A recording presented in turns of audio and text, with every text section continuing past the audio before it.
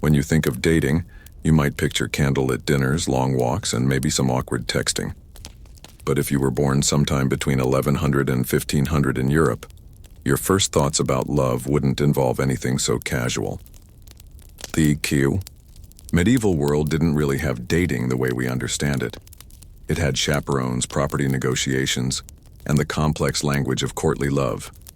And if you were a peasant, it was often even more transactional.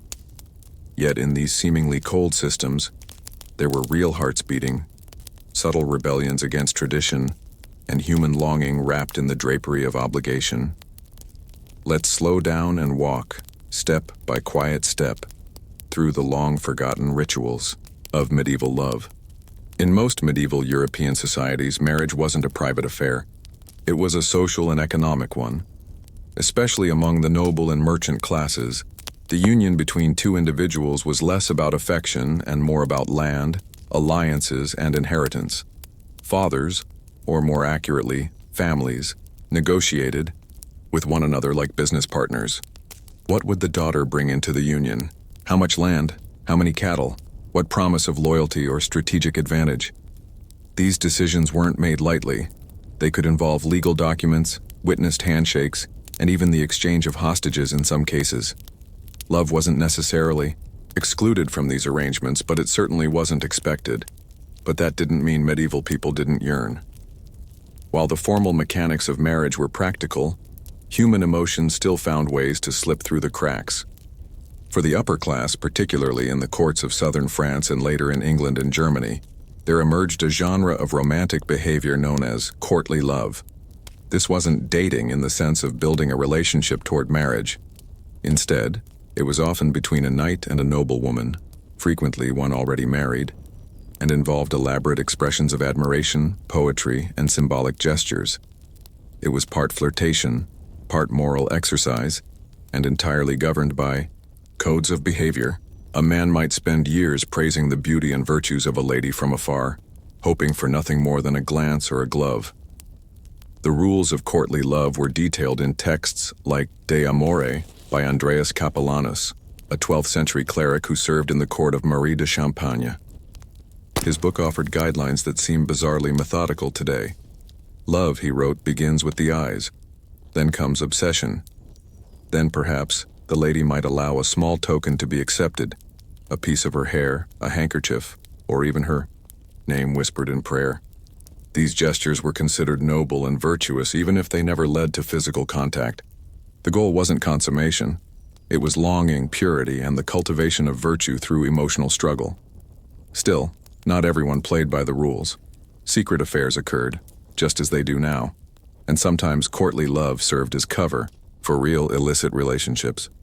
But in its idealized form, it allowed people, especially women limited by social roles, to engage in an emotional world beyond marriage contracts and dowries. For peasants, things were different, but not entirely. Devoid of romance, marriage was still encouraged by the church, and many peasants did have more freedom in choosing their partners than nobles did. Festivals like May Day or the Feast of St. Valentine often involved games and dances that created space for courtship. Young men and women might flirt in the fields or during community celebrations. There was a tradition called bundling in parts of medieval Northern Europe, in which a man and woman would sleep in the same bed, sometimes with a board between them, so they could talk and bond while maintaining, ostensibly, their chastity. Sexual behavior, especially outside marriage, was strictly regulated by both church law and local custom, but that didn't mean it was rare. For many, especially in rural communities, premarital sex was a fact of life, albeit one that might require a rushed wedding afterward. In fact, some communities treated pregnancy as sufficient proof of a binding union. You might not get a ring, but if there was a baby, there was a marriage. Tokens of affection were surprisingly common. A man might give a woman a ribbon, a carved wooden spoon, or even a belt clasp. In return, she might embroider something with his initials or gift him a piece of cloth scented with lavender or rosemary. These weren't just cute gestures, they were significant. Material goods were scarce and embroidery took time. Giving such gifts meant something. It said, "I see you," in a world where most lives went unnoticed. And then there were songs. Traveling minstrels often sang of love lost and found, of faithful knights and patient ladies. These songs weren't just entertainment, they were instruction manuals in feeling. For people who couldn't read, a love ballad might be the first time they imagined a world where emotions mattered. Imagine sitting in the cold corner of a smoky hall, your fingers numb from labor, and hearing a tune about a woman who waits 7 years for her lover to return from crusade. The melody stays with you. You hum it while threshing wheat, while fetching water, and slowly, you begin to think of someone. Maybe someone nearby. Maybe someone unattainable. That's how it started. Among the most poignant pieces of medieval love culture were the so-called lovers' complaints, short laments carved into tree trunks or painted on church walls. These weren't official proclamations. They were private declarations in public spaces. Allison is fairest of them all might be scratched into a doorpost. Geoffrey betrayed me might appear beside it. In an age before mass communication, before private diaries, a tree might bear witness to a young girl's heartbreak or a shepherd's unspoken longing. This mixture of formality and feeling, of the transactional and the deeply personal, shaped the way relationships unfolded. In the quiet moments between church bells and harvests, affection found expression. It might be whispered behind a market stall or confessed beneath a fig tree. It might last a week or a lifetime. Often, it lived only in the space between a song lyric and a sigh. But how did these early courtships evolve into binding relationships? What happened when a knight's poem became a marriage proposal, or when a peasant's flirtation turned into a lifelong union? The path from affection to marriage was far from straightforward. Rules had to be followed, banns had to be read in church, and many couples found themselves navigating a strange mix of custom, obligation, and desire. As we drift deeper into this medieval tangle of love and legality, one can't help but wonder, what did a proposal even look like in a world without engagement rings? The act of proposing marriage in medieval Europe didn't usually begin with a personal conversation between two lovers beneath a moonlit window. More often it began in the presence of parents, priests, or landlords, sometimes all three, huddled around a wooden table, talking about dowries, inheritances, and church bans. A marriage proposal, in many cases, was less a romantic overture and more a binding contract negotiated in careful terms. But before we dissect the formality of medieval engagement, it's worth pausing on the social weight of marriage itself. The church taught that marriage was a sacrament, a holy bond ordained by God. But society layered more practical considerations on top. Inheritance, social mobility, kinship alliances, and even regional peace could hinge on who married whom. In the higher echelons of medieval life, marriages could shape the destinies of kingdoms. Among peasants and tradespeople, they were no less consequential, just on a different scale. A farmer's land might double if he married the right girl. A shoemaker's debt might vanish with the right dowry. The act of betrothal, what we might consider engagement, was often a public and legal event. There were, in fact, two recognized stages, the sponsalia de presenti and the sponsalia de futuro. The former meant the couple had promised themselves to each other in the present tense, I take you as my spouse, effectively forming a valid marriage. The latter was a future tense agreement, I will take you, more like what we think of as engagement. The lines were often blurred. In some places, merely exchanging vows without witnesses could count as a clandestine marriage, which the church both acknowledged and strongly discouraged. This tension between personal intent and public oversight created a surprisingly complicated landscape for medieval lovers. In the eyes of church law, mutual consent was the heart of a valid marriage. But communities and families often had their own ideas. A couple could be deeply in love and committed in their hearts, but if the right procedures weren't followed, their union might be disputed, delayed, or annulled. This gave rise to a strange phenomenon, hand fasting. It was a kind of informal betrothal ceremony, usually held before witnesses and sometimes even before a priest, where the couple would hold hands and vow to marry. In some regions, particularly in Britain and Scandinavia, hand fasting was treated as good as marriage if followed by cohabitation. Elsewhere, it remained a gray area. One might imagine that noblemen and women had more freedom when it came to these arrangements, but in truth, their lives were even more tightly controlled. Royal families, for example, often arranged marriages when the children were still toddlers. Treaties might be signed with the understanding that a 4-year-old prince would one day marry a 6-year-old princess. The practical result? Betrothals that lasted decades, often with political consequences far outlasting any romance. When a young woman of noble birth came of age, her suitors were typically vetted not by her, but by her male relatives. They'd consider land holdings, titles, military alliances, and bloodlines.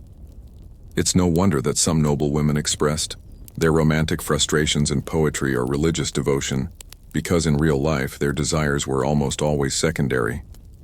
But again, reality often found a way to twist through the cracks in the rules. There are records, scattered through church courts and secular chronicles, of girls eloping with men their families forbade, of secret vows exchanged under the stars, of peasants claiming each other in love without permission.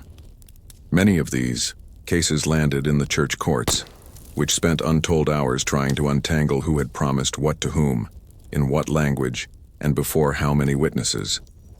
Consider the story of Marjorie and William, two English peasants from the early 14th century. Their case ended up before a bishop's court because Marjorie claimed they had exchanged vows in a field, in the presence of no one, while William insisted it had just been flirtation. The court grilled them on the exact words used. Were they future tense or present tense promises, and whether either of them had known what they were doing. In the end, the judge ruled in Marjorie's favor. The words had implied present intent, and therefore they were married. William, likely surprised, was suddenly a husband whether he liked it or not. Dowries played a significant role in the process. A dowry wasn't just a gift, it was a critical financial negotiation. For noble families, a dowry might include entire villages, tapestries, gold, or livestock. For working-class families, it could be a few pigs, a parcel of land, or handmade linens. The larger the dowry, the more desirable the bride. But dowries weren't just one-sided. In many regions, the groom's family offered a mourning gift, or dower, a promise of property or support that would belong to the wife if the husband died. In this way, marriage created a binding financial alliance, not just a spiritual one. And yet, for all the rigidity of these arrangements, medieval communities often operated with surprising flexibility. If a couple was found to be cohabitating and had presented themselves as married, the church might treat them as such, especially if children were involved.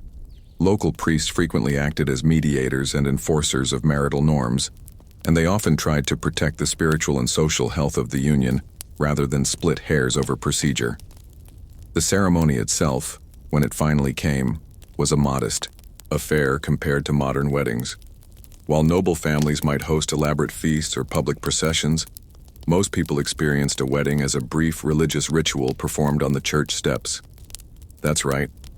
Many medieval weddings occurred outside the church, not within. The couple would stand before the priest at the doorway where they'd publicly exchange vows. The reason was theological.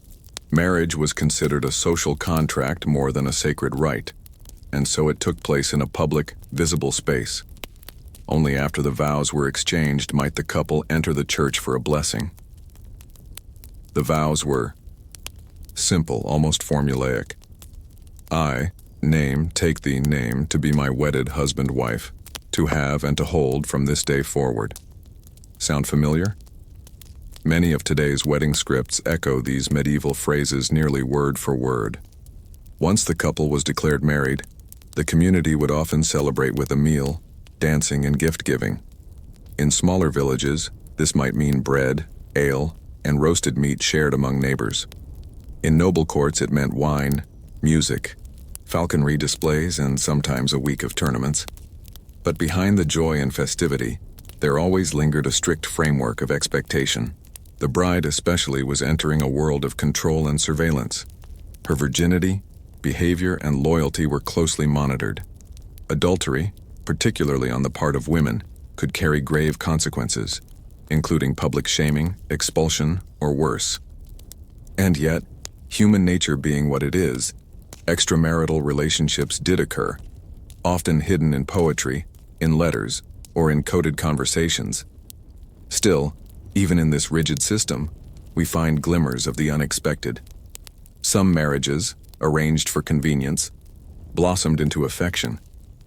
Husbands and wives who began as strangers grew to share jokes, sorrows, and whispered secrets. Love could grow in the cracks of duty. And, as shown in rare but powerful surviving letters, some couples did genuinely adore each other. We also see this in widowhood. Many widowed women chose not to remarry, especially if they had inherited land or wealth from a previous husband. For the first time in their lives, they had autonomy. And in choosing solitude or spiritual devotion, or in secretly supporting a lover without marrying him, they stepped out of the expected path. In the records of convents and courts, we hear quiet stories of second chances, of love not bound by law or property. Still, for every exception, the system remained strong. By the end of the medieval period, marriage had become not just a religious institution, but a tool of statecraft, economics, and social stability. The rules tightened. The rituals grew more formal. The church demanded greater oversight. And yet the questions remained. How did people balance duty and desire? Did affection survive inside arranged marriages? Did some lovers find happiness in spite of everything? And more importantly, what did married life actually look like after? The ceremony ended when the music faded and the door closed behind the newlyweds, so the vows were spoken. The rings, or in many cases a simple clasping of hands, had been exchanged. The feast was over, the guests dispersed, and the bed had been blessed by a priest, if one was available. The door closed on the newlyweds, and at last the marriage truly began. But what did that mean in practice for the ordinary men and women of the medieval world? Marriage in the Middle Ages was never just about romance, though affection might grow over time. It was an economic agreement, a labor contract, a reproductive obligation, and a deeply moral institution shaped by religious doctrine. Once a couple was bound together, they became partners in the daily struggle of survival. Their world was not one of poetry and silk sheets, but of churned butter, mended cloaks, screaming infants, and endless obligations to both heaven and earth. For peasants and laborers, the vast majority of the medieval population, married life meant work, and not just individual work, but cooperative labor that was vital for keeping a household afloat. A wife might rise before the sun to bake bread in a stone oven, while her husband fetched water from a well half a mile away. Together, they would tend to the small plot of land that provided their food. If they were lucky, they might have a pig or a few chickens. The wife might also spin wool, weave cloth, and prepare meals while raising children. The husband might also work for a lord or manor, giving a portion of his crops or labor as rent. The division of labor was distinct, but flexible. In many households, women handled domestic tasks, but also worked the fields, especially during planting and harvest seasons. Men, while often associated with plowing and external labor, could be found repairing tools, watching over animals, or assisting with child rearing if needed. Survival demanded cooperation. In winter, they might huddle together by a smoky hearth, sharing a meal of boiled grains and pickled vegetables, hoping their preserved food would last until spring. The home itself was simple. A peasant cottage, or crofter's hut, might consist of a single room with packed earth for flooring. The walls were made of wattle and daub, wooden slats plastered with a mix of clay, straw, and dung. There were few windows, as glass was prohibitively expensive, so the interiors were dim, warmed mostly by a central fire pit or stove. The couple slept on straw pallets, often alongside their children. Privacy was a foreign concept. Life was communal, and the boundaries between self, spouse, and family were blurred. Among the townsfolk and tradesmen, things were slightly more refined but still modest. Artisans like blacksmiths, weavers, or coopers often lived above or behind their workshops. A wife might act as her husband's assistant, managing sales, keeping accounts, or helping with production. In some guilds, women even earned partial membership through marriage, inheriting their husband's shops if widowed. In these environments, husband and wife were economic partners as much as domestic ones, and yet, within these partnerships, the rules were clear. The husband was expected to be the head of the household, a spiritual and practical leader. He was to guide the family in faith, ensure their material well-being, and maintain discipline. The wife, in turn, was expected to be obedient, industrious, and chaste. These ideals were reinforced by sermons, moral texts, and folk sayings passed down through generations. It wasn't always peaceful. Arguments over money, fidelity, or authority could erupt, sometimes violently. Court records from across medieval Europe document cases of domestic disputes, accusations of abandonment, and even physical abuse. While the church promoted marital harmony and condemned cruelty, enforcement was inconsistent. A woman could appeal to a church court if her husband was abusive, but success depended heavily on local customs, class, and the priest's sympathies. In some regions, a man might be shamed or fined for mistreating his wife. In others, she would simply be told to bear her cross with humility. Still, there were mechanisms for recourse. In parts of England and France, a woman might bring a malicious desertion claim if her husband left her without cause. In the German-speaking lands, couples could seek legal separation under rare circumstances, particularly if one party entered a monastery or committed adultery. Full divorce, however, was almost unheard of unless the marriage was proven invalid from the start. Speaking of adultery, it was a complex issue. Church doctrine demanded strict fidelity, especially from wives. A woman caught in adultery could be publicly humiliated, forced to wear a shaved head, or expelled from her home. A man might face less severe consequences, unless he was caught consorting with a married woman, in which case he too could be punished. But enforcement varied. In cities, public morality was more closely watched, especially where neighbors lived cheek to jowl. In rural areas, discretion could often shield secret affairs. There were also widespread folk beliefs about how to maintain fidelity or detect betrayal. Some women wore charms or prayed to specific saints to protect their marriages. Men might rely on gossip, superstition, or even crude tests of virtue. In one German folktale, a husband suspects his wife of unfaithfulness and consults a wise woman who tells him to watch how his wife stirs the cooking pot too vigorously, and it's a sign of guilt. Whether or not he believed her advice, it reflected a truth of the age. Suspicion, like affection, was a daily companion in many homes. But medieval marriage wasn't all mistrust and hardship. It also contained joy, humor, and genuine affection. Letters from the period, though rare, especially among common folk, reveal tender words between spouses. In 15th century Burgundy, a merchant named Jacques writes to his wife while away on business, "My sweet friend, I miss the warmth of your hand in mine. Tell our daughter to feed the cat, and tell the cat not to forget me. It is a small thing, but it speaks volumes." Childbearing was a central, if dangerous, part of married life. Women were expected to produce heirs, not just for love or legacy, but for the sake of labor, survival, and continuation of the household. A wife might spend most of her adult life pregnant or nursing. The risks were immense. Childbirth was the leading cause of death for women.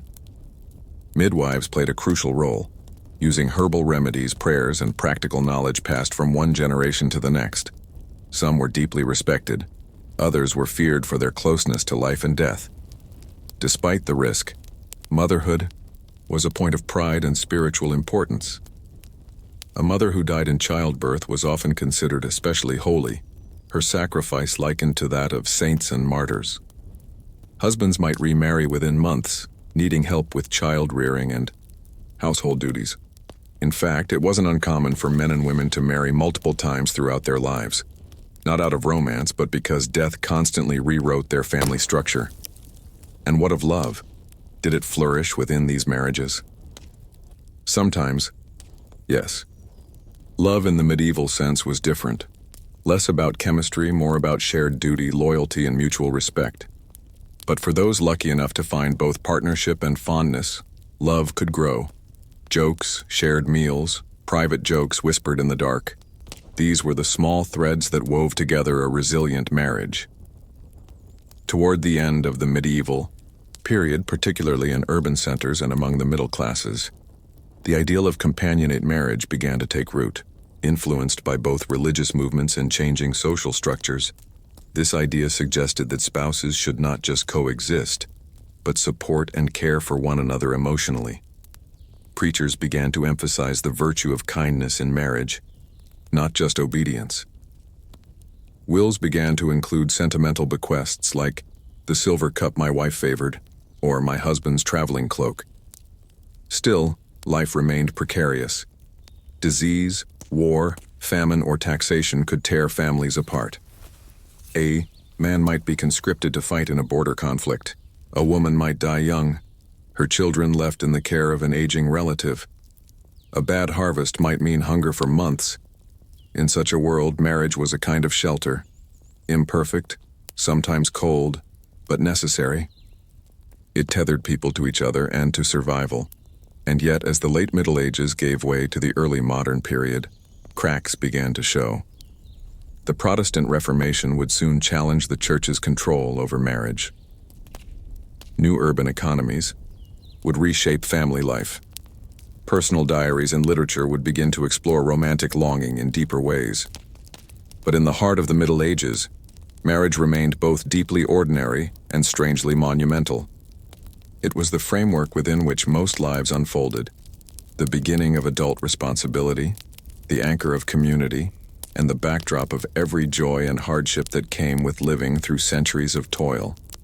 In the end, the question lingers: was marriage in the medieval world a cage, a covenant, or something quietly sacred, built not on passion, but on the dull, daily rituals of simply staying together?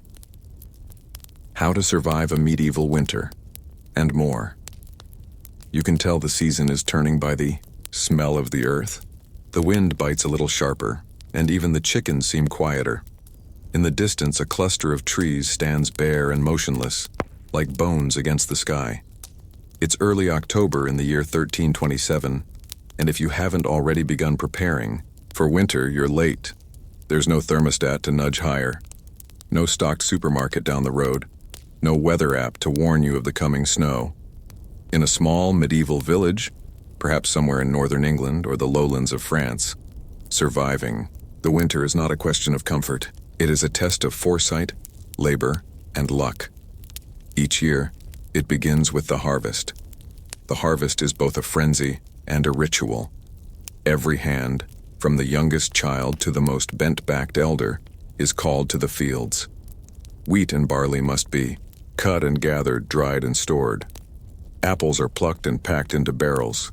Beans are tied in bunches and hung upside down in rafters. Root vegetables, turnips, onions, and leeks are dug out of the soil and brushed off. A good harvest means not starving. A bad one might mean selling off a goat, or worse, a child sent to beg in a nearby town. Much of this food won't be eaten fresh. It must last through months of cold when nothing grows. So preservation becomes a daily concern. Salt is one of the most precious commodities in the village, used to cure meat and fish. Herring from the coast might be brought inland in great barrels already salted and traded for grain or cloth. Pork from the family pig, slaughtered in late autumn when it's grown fat, will be salted and smoked. Bacon is hung from the beams of the house like laundry. But salt isn't cheap. If you're a poor peasant, you stretch it thin. You dry apples on straw mats near the fire. You submerge cabbages in brine to make sour, tangy sauerkraut. Milk is churned into butter or boiled into a hard cheese. Eggs are kept in ashes or lime water. Even the children know not to waste food this time of year. A bruised apple isn't thrown away. It's stewed and ladled into clay pots. A stale loaf of bread is softened with broth and herbs. As food is stored, fuel becomes the next problem. Wood must be gathered and chopped. In forested regions, this might be a matter of daily labor. Children sent to collect fallen branches, men with axes cutting and splitting logs. But many people don't have access to forests. Firewood is jealously guarded, and felling a lord's trees without permission is punishable, sometimes by death. So people get creative.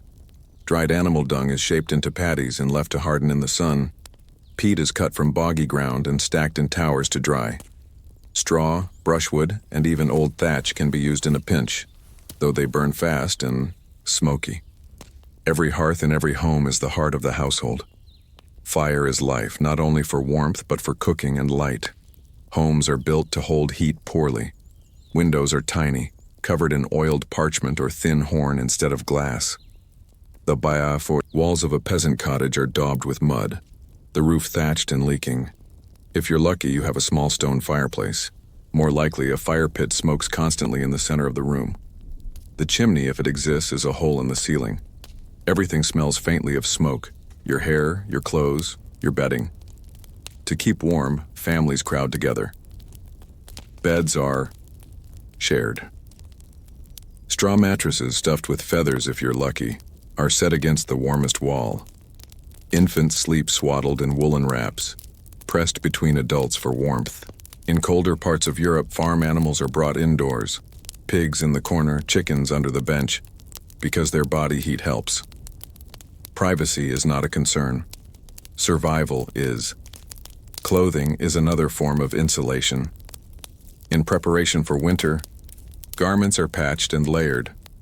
Wool is the fabric of choice, spun, woven, and sewn locally. Most people own only a few outfits. Undergarments of linen or rough wool, an outer tunic, perhaps a hood or mantle. Cloaks are treasured heirlooms. Boots are mended with scraps of hide and stuffed with hay to keep out the cold. Mittens are rare. Fingers often go numb. Washing becomes difficult. Water freezes in buckets. Bathing, already infrequent, becomes nearly impossible. Hair is combed but seldom washed. Instead of soap, ashes are sometimes used as a cleansing scrub. Lice and fleas thrive in the warm seams of tunics and hoods. A good wife or mother will boil clothes when possible, but even that is hard in winter. People itch and scratch in silence. It's just part of life. Illness waits at every corner. Colds are persistent. Fevers can be fatal. With the cold come infections, chest ailments, bronchitis, frostbite. And for children, winter is especially dangerous. Infants die quietly, wrapped too tightly or too loosely. Malnourishment and disease go hand in hand. The village healer brews potions of honey, garlic, vinegar, and horehound. Sometimes they help. Sometimes they don't. Yet winter is not only hardship, it is also rhythm. A kind of quiet descends. Fields are fallow, the trees still. With less to do outdoors, families turn inward. Stories are told by firelight. Wool is spun into yarn. Tools are repaired. Children are taught prayers or simple letters if someone can read. Villagers visit one another when the roads are passable, sharing ale or bread, gossiping about the weather or the Lord's steward. The church remains a focal point, a place for warmth, ritual, and community. Candlemas, Epiphany, and the Feast of St. Blaise break up the gloom with color and ceremony. And then there's the long dark. Nights stretch for more than 12 hours. Candles are expensive. Most families go to bed early, rise before dawn. But sleep isn't as simple as it is today. Historians believe people practiced segmented sleep, two distinct phases, broken by a period of quiet wakefulness in the middle of the night. During this time, a man might stoke the fire, pray, or reflect. A woman might nurse a baby, mend clothing, or speak quietly with her husband. Then they would return to bed for a second sleep. Dreams are vivid. Superstitions grow in the cold. People fear ghosts, witches, and restless spirits that wander the frozen roads. Doors are locked with wooden bars. Garlic is hung near windows. Children are warned not to speak of strange things after dark. The night is not just an absence of light. It is a time when the boundaries between worlds seem thin. But still, each morning, life begins again. Ashes are scraped from the hearth. Porridge is stirred. Bread is sliced. And the long days of waiting begin anew. For the wealthy, winter is easier, but still far from luxurious. Lords and castles dine on preserved meats, dried fruits, and imported spices. Their great halls are drafty, warmed only by central hearths or braziers.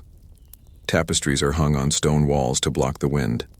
Servants light fires and fetch water, bringing warm cloaks and slippers to their masters.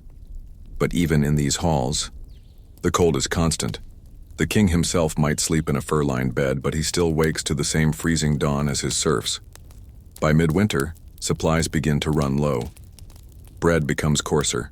Potatoes don't exist yet. Neither do tomatoes or chocolate. Meals are repetitive. Porridge, dried peas, stale ale. Fresh vegetables are a luxury. Hunger gnaws at the edges of life. It is this season when the sick grow weaker, when hope flickers like a dying ember. Yet people endure. They always have. The rhythms of winter, as cruel as they are, offer a kind of structure. You know when to save, when to pray, when to hope for spring. There is wisdom in the old ways. Superstitions and rituals, harsh though they may seem, give shape to the dark months. A blessed candle at the window. A bowl of stew left for a wandering soul. A child named after the saint whose day saved them from fever. And even now, as the wind whistles through the cracked timbers of your cottage and frost creeps along the edge of the threshold, you understand something profound. Winter is not a single storm or a season on a calendar. It is a trial, an annual reckoning that strips life to its bones and tests your will to endure. But what happens when winter stretches too long? When spring is delayed? When the stores run out and there's nothing left but salted bone and hope? By February, the frost has become something else. Less a sharp reminder of nature's cycle and more a heavy weight that settles into your joints, your thoughts, your pantry. Winter's beauty has worn thin. The snow, once clean and sparkling, is now gray with soot and boot prints. Ice lines the edges of buckets and troughs. The hearth no longer glows as it did in December, and the firewood is stacked lower each day. You begin to count things more precisely. Every candle, every dried onion, every crumb of bread. Medieval people didn't use the term food insecurity, but they knew its reality better than we do. The months between February and early April were often called the starving time. The grain from the previous harvest is running low, but new crops have not yet begun to sprout. For the very poor, it is the cruelest stretch of the year. Surviving until spring isn't just about strength, it's about pacing, sharing, and at times, sacrifice. Most villages do not have granaries with locks or ledgers. Grain is stored in sacks or barrels, sometimes in lofts above the main room to keep it dry. Rodents, mold, and moisture are constant threats. Each morning, mothers and wives decide how much flour can be spared for the day's bread. Children watch with careful eyes as dough is kneaded thinner and baked flatter. A loaf that fed 6 in October now feeds 10 in March. Meals become more meager. Thin stews where bits of salt pork float like islands in a sea of hot water become the daily norm. The trick is to add just enough flavor, an old onion, wild herbs, or leftover bones, to fool the stomach into thinking it's been fed. Ale is still drunk, but more weakly brewed. It fills the belly and lifts the mood, however briefly. Preserved foods, smoked fish, dried beans, hard cheese, are rationed carefully. Nothing is wasted. The last apples are shriveled and soft, eaten with a grimace. If someone slaughters a sick animal, the meat might be boiled for hours to drive out disease. In desperation, some will grind acorns into meal or eat weeds they once ignored. Porridge made of barley husks and stale beer might pass for supper. People do not speak openly of hunger. Not at first. It begins quietly, in hushed conversations at the bakehouse or church steps. Has your son grown pale? Have your chickens stopped laying? Did the last barrel of beans spoil? But as supplies dwindle, the anxiety becomes visible. Children cry more. Tempers rise. Domestic disputes turn bitter. Even the parish priest may seem sharper in tone, less inclined to forgive minor debts.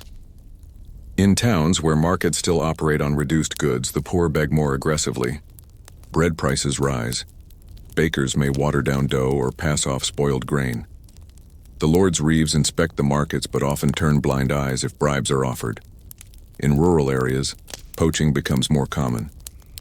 A man caught snaring a rabbit or felling a sapling may lose a hand or his life. Still, some take the risk. A fresh hare or wild duck might mean survival for one more week. There are records from English manorial rolls, church archives, and French tax registers that speak to the weight of late winter. One account from 1316, during the Great Famine that struck much of Europe, tells of entire families eating bark boiled from trees or mixing ground straw into flour. That famine followed a summer of endless rain, which ruined the harvest and led to 3 years of food shortages. In one northern village, more than half the children under 6 died that winter. Yet the year 1327, the one we imagine ourselves in now, is more ordinary. No massive famine, no war at your doorstep, just a regular winter with all its ordinary suffering. And still, that can be enough to unmake a life. Inside homes, cold now creeps like a living thing. Blankets are thinner from use. Straw mattresses have flattened. Some houses cannot afford to keep the fire burning all day. People huddle under cloaks during daylight and conserve their firewood for the darkest hours. In extreme cases, they burn furniture or old tools. There are even whispers, though never spoken aloud in front of the children, that a widow in the next village let her roof collapse for warmth, breaking apart the beams for kindling.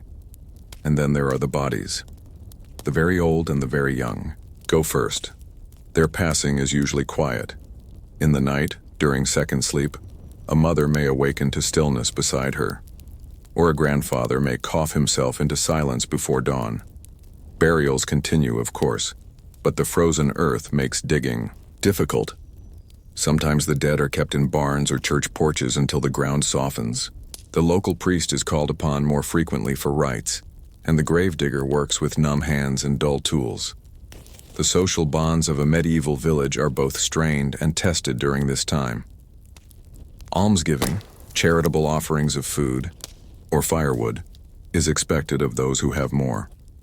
A reeve may instruct a wealthier peasant to share a side of bacon or allow a servant to eat from the Lord's table scraps. Such acts are not just kindness, they are seen as moral obligations, enforced by religious teaching and community pressure. Still, not everyone shares. Hunger can make saints or monsters of ordinary people. Even the church calendar reflects this tension. Lent, the 40-day season of fasting and penance leading up to Easter, begins in late winter. Though framed as a spiritual practice, it often aligns conveniently with the time when food is scarcest. Fasting from meat and rich foods is, for many, less a choice and more a continuation of what they've already endured for weeks. Fish, allowed during Lent, is sometimes a luxury. Dried herring becomes common, soaked and fried when possible. Some fast strictly while others grumble in secret, wishing only for a hearty meal. Yet in all of this, starvation, cold, grief, there is an odd sense of rhythm and endurance. People expect winter to be cruel. They do not curse it. They respect it, prepare for it, and live through it as best they can. Folklore is rich with stories of those who angered winter spirits by wasting food or mocking the cold. In some places, small dolls made of straw are burned or buried to send winter away. These aren't just quaint rituals. They are expressions of hope. A way of fighting the numbness that sets in both body and mind. Hope is not absent even now. The days are growing longer, if imperceptibly. The priest speaks of the coming of Easter, of resurrection, of the green shoots that will soon pierce the earth. In some homes, children are taught to look for the first snowdrop or crocus near the hedges. The return of birdsong, even a few notes, at dawn, is cause for joy. Sometimes the most ordinary acts become acts of quiet defiance. A woman knits a pair of mittens from leftover yarn and gives them to a neighbor. A man splits his last log to warm his wife's bath. A child gives half a crust of bread to a younger sibling. These things are not recorded in history books. They leave no trace in royal decrees or parchment scrolls. But they are the moments that carry a village, a family, a soul, from February to March. And yet, even in a normal winter like this one, what happens if the weather turns? If an unexpected snowstorm sweeps through the region, burying roads and livestock alike? Or worse, if the early spring thaw tricks farmers into planting too soon, only to be followed by a killing frost? By late March, the edge of winter begins to dull, not vanish, but soften. The air, once sharp and metallic in your lungs, now carries something different, a dampness, a softness. The snow that seemed immovable just weeks ago now recedes into slush at the edge of the path. The thatched roofs, still bowed and sodden, begin to drip steadily. You wake up one morning and realize you didn't stoke the fire before bed, and yet you didn't shiver all night. The turn has come, slowly and without fanfare. But spring in the 14th century is no gentle return. It is awkward and unpredictable, and rarely kind. The first warm rains mix with months of frozen manure, turning roads into ankle-deep sludge. Cartwheels sink, shoes rot. Livestock stand uncertainly in the muck, their hooves soft and sore after long months in cramped stalls. Everything smells, of thaw, wet wool, wood smoke, mold, and animals. And yet this is a smell of survival. The early days of spring bring both hope and danger. Hunger has reached its peak, just as the promise of food reappears. Cabbage stumps and wild garlic begin to push through the frost-bitten earth. Young dandelion leaves, sour and green, are picked and boiled. Leeks, overwintered beneath straw, may survive to feed a family. The earliest peasants out in the fields dig desperately for something, anything that has survived beneath the surface. It is not unusual for a child to fall ill during this time. The change in weather, combined with weak immunity and close quarters, breeds disease. Coughs turn to fevers. Diarrhea, likely caused by eating old or spoiled food, spreads easily. The very old, already worn thin by winter, sometimes do not recover. And now, with the earth too soft to walk on and too wet to bury in, even funerals become logistical puzzles. But death is not the only visitor. So too comes work, backbreaking, relentless, necessary work. Fields must be cleared and tilled. Tools, rusted from winter disuse, are resharpened. Oxen, underfed and sluggish, are yoked to plows once again. Peasants step into the churned mud with shoes made of stitched leather, or for the poorest, none at all. The thawed land demands attention and offers no patience. In manorial England, fieldwork resumes under the watchful eye of the reeve or bailiff. On some days, villagers must perform boon work, obligatory labor owed to the Lord, digging drainage ditches or repairing fences. On others, they tend to their own strips of land. The open field system, still common in 1327, means your patch is not a single neat rectangle, but a series of scattered strips, divided and redistributed over generations. You know your land by its boundaries, the one next to the large rock, or the third strip from the elder bush. It is not efficient, but it is yours. You plant according to the moon and the soil and the advice of your elders. Beans and barley first, oats later. Wheat is riskier. It requires better soil and more luck. Turnips may follow if there's room. Nothing is guaranteed. A sudden frost in April can kill seedlings overnight. Too much rain rots the roots. Too little, and you're left with stalks too thin to harvest. The hunger does not end immediately. Planting season is still lean. Easter brings ritual and festivity, but rarely bounty. The Lenten fast may be broken with a small feast, a pigeon pie perhaps, or a bit of lamb if the flock has survived intact. A fresh egg from a hen is a treasure. Milk returns slowly as animals begin to graze again.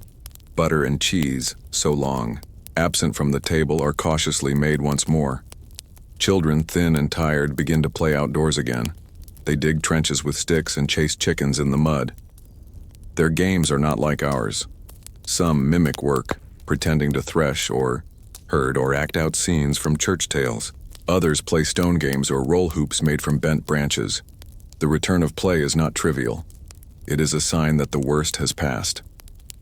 Inside homes, spring cleaning has real meaning. Rushes are swept out and replaced with fresh-cut herbs, marjoram, sweet woodruff or meadowsweet, meant to mask the winter stench. Bedding is aired. Tools are oiled. Roofs are patched. Everything that decayed during the cold months must now be restored, reused, or buried. Rotted shoes become compost. Broken chairs become firewood. Clothing is unpicked and resewn, stretched for another year of wear. The spiritual life of the community also reawakens. Easter Mass is held with greater attendance than usual. The priest, who buried half a dozen villagers over the winter, speaks now of resurrection and green things. Bells ring again with more energy. Churchyards fill with neighbors exchanging condolences, blessings, and the first shared gossip of spring. But for some, spring does not bring renewal. It brings reckoning. Those who borrowed grain must now repay, it often at steep interest.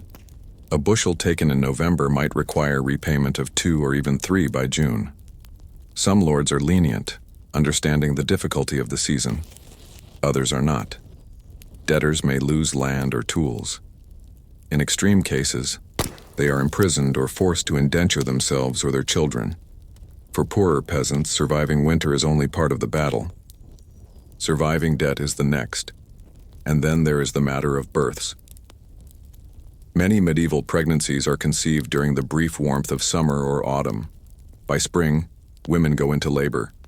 The midwife, sometimes trained, sometimes not, attends the birth with herbs, clean linens, and whispered prayers. Not all mothers survive. Not all infants cry. The church records the baptism of every living child, often within hours of birth. Stillbirths, too, are noted. New life in spring is both a symbol of hope and a reminder of risk. One of the most overlooked yet critical aspects of spring in medieval times is communal memory. Elders recount the year's winter aloud to younger villagers. This one wasn't as hard as the Great Freeze of 1314, they'll say. Or, remember when 3 roofs collapsed in February? These oral histories, told by firelight or during breaks in fieldwork, serve as education and warning. They carry lessons forward: when to plant, how to store food, which families help in crisis, and which ones do not. Sometimes, stories from distant villages reach yours by way of traveling merchants, friars, or peddlers.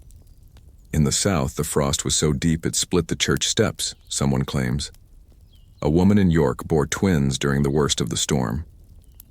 These tales blend fact with exaggeration, but they serve a purpose.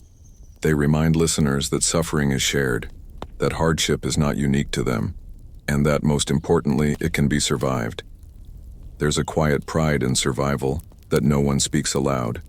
You see it in the way a man lifts his shovel without groaning, or how an old woman brushes ash from her apron before kneading bread again. Children born last year are now crawling. The cat has returned from wherever it hid for 3 months. Life continues. It always has. Still, not everything recovers. The garden fence is rotted. One of the goats miscarried. A neighbor never emerged from her home after her son's death in January. These are the things not spoken of during the bustle of planting, but they linger. Some wounds are private. Some losses will not be mended by spring's touch. Some losses will not be mended by spring's touch. And yet, the thaw brings questions. When will the first harvest come? Will the summer be dry? Will the grain sprout straight or crooked? Will next winter be kinder or crueler? These questions hover, unanswered, just as they have for centuries. They are part of the rhythm. Not all problems can be solved. Not all burdens can be planned away. But for now, the earth is softening. The hens are laying. And somewhere, behind the chapel, a pair of green shoots poke through the thawed ground. Unremarkable to most, but to you perhaps the truest sign that winter has finally relented. The forgotten job of the medieval gong farmer and more. It's long past midnight in a 14th century English town, and the streets are quiet, mostly. A dog barks once, somewhere near the tanner's workshop. The air is cold and carries the scent of smoke, mud, and something far more pungent. You step carefully, oil lamp in hand, toward a narrow alley behind a row of timber-framed houses. Your feet slide on something slick, and you know better than to look closely. This is your workplace, and your job, unglamorous and uncelebrated, is vital to the functioning of the entire town. You are a gong farmer. In Middle English, gong simply meant dung. A farmer in this context didn't work the land, but rather handled, or more accurately, removed, the human waste that accumulated in urban cesspits, privies, and public latrines. The work was necessary, essential even, but also considered deeply shameful. No one invites a gong farmer to dinner. No one offers you their daughter's hand in marriage.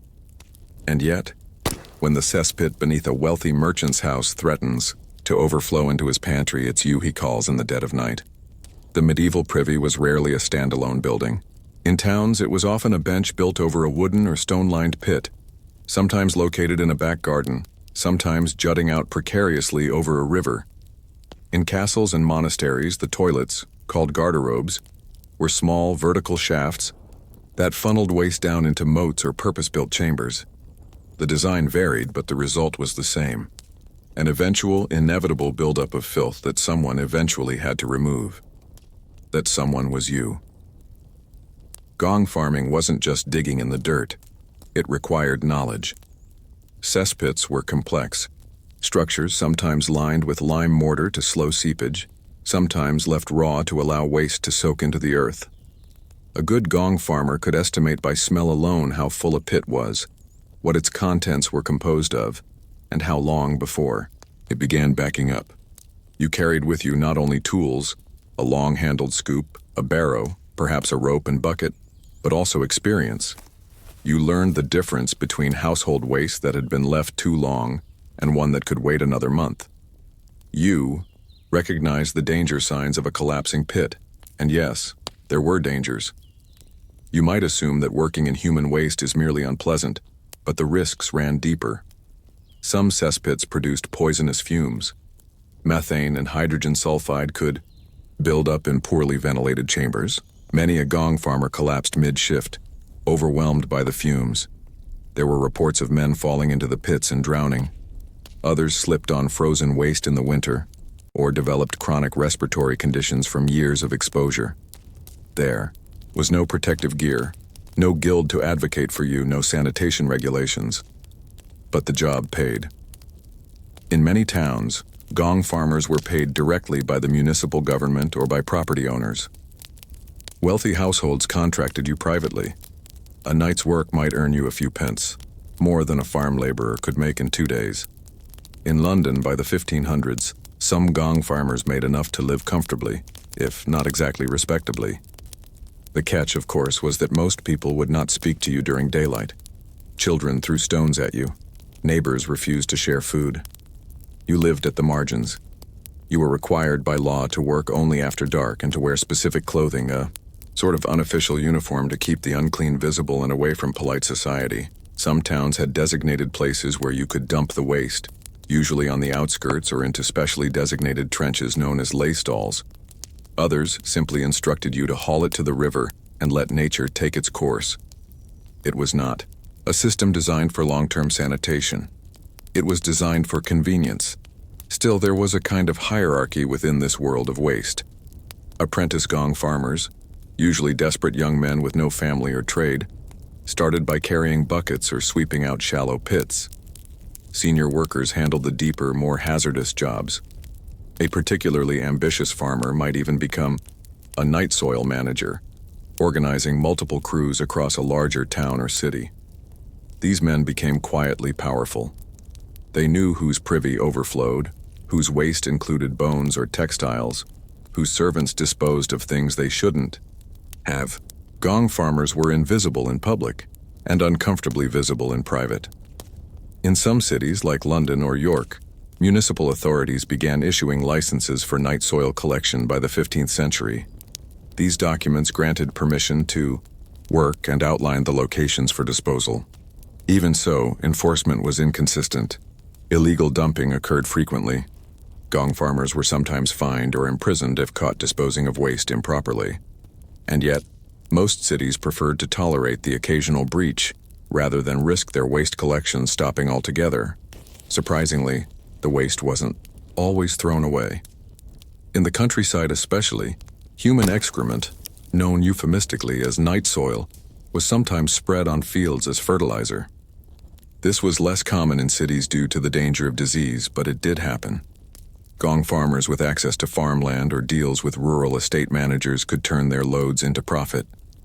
This side trade was risky, carrying disease and social stigma, but potentially lucrative. A clever gong farmer might use manure from livestock to dilute and clean up their haul before selling it as compost. The social implications of being a gong farmer were complex. On one hand, you were a pariah. People averted their gaze when you passed. Your clothes were burned if you died suddenly. You were buried outside the main churchyard if the priest was especially strict. And yet, your presence in a town was absolutely necessary. If gong farmers stopped working, even for a few nights, privies would overflow, disease would spread, and daily life would grind to a halt. Ironically, the very act of being shunned protected you in times of plague. When the Black Death swept through Europe in the 1340s, many members of the clergy, physicians, and merchants died in droves, infected through close contact and crowded gatherings. Gong farmers, already isolated, already used to wearing cloths over their faces, were sometimes spared. Their exposure to the worst of humanity, both literal and figurative, became a form of immunity. Still, they rarely lived long. The work aged you quickly. Constant exposure to waste, cold nights, and poor nutrition led to chronic illness. Most gong farmers didn't survive past 40. Those who did were bent, wheezing, and blind in one eye from gas exposure or accidents in dark pits. But if you were lucky, if you survived, saved your coin, and managed to escape the trade, you might buy a small farm or leave town entirely. You might remove the stain of your past. If not in others' eyes, then at least in your own. Interestingly, there is evidence that some gong farmers formed quiet, unrecognized communities. On the outskirts of town, near the lay stalls or waste fields, small hamlets of workers and their families lived together. They shared food, tools, and stories. They cared for each other in illness and buried one another with simple rites.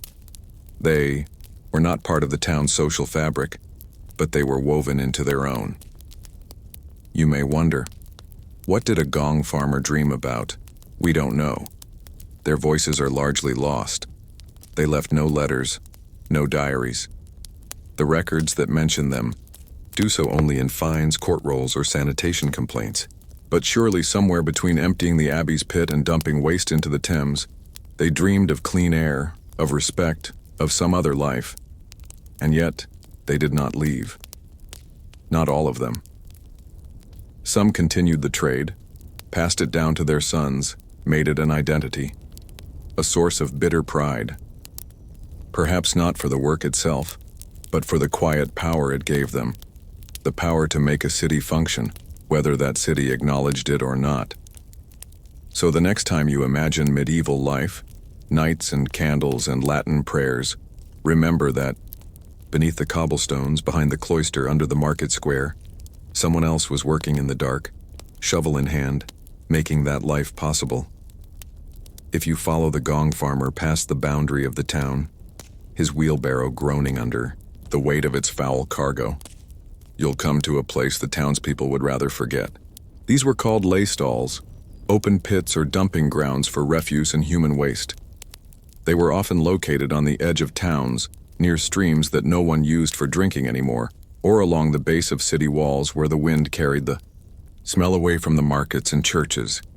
But the lay stall wasn't just a final destination for excrement.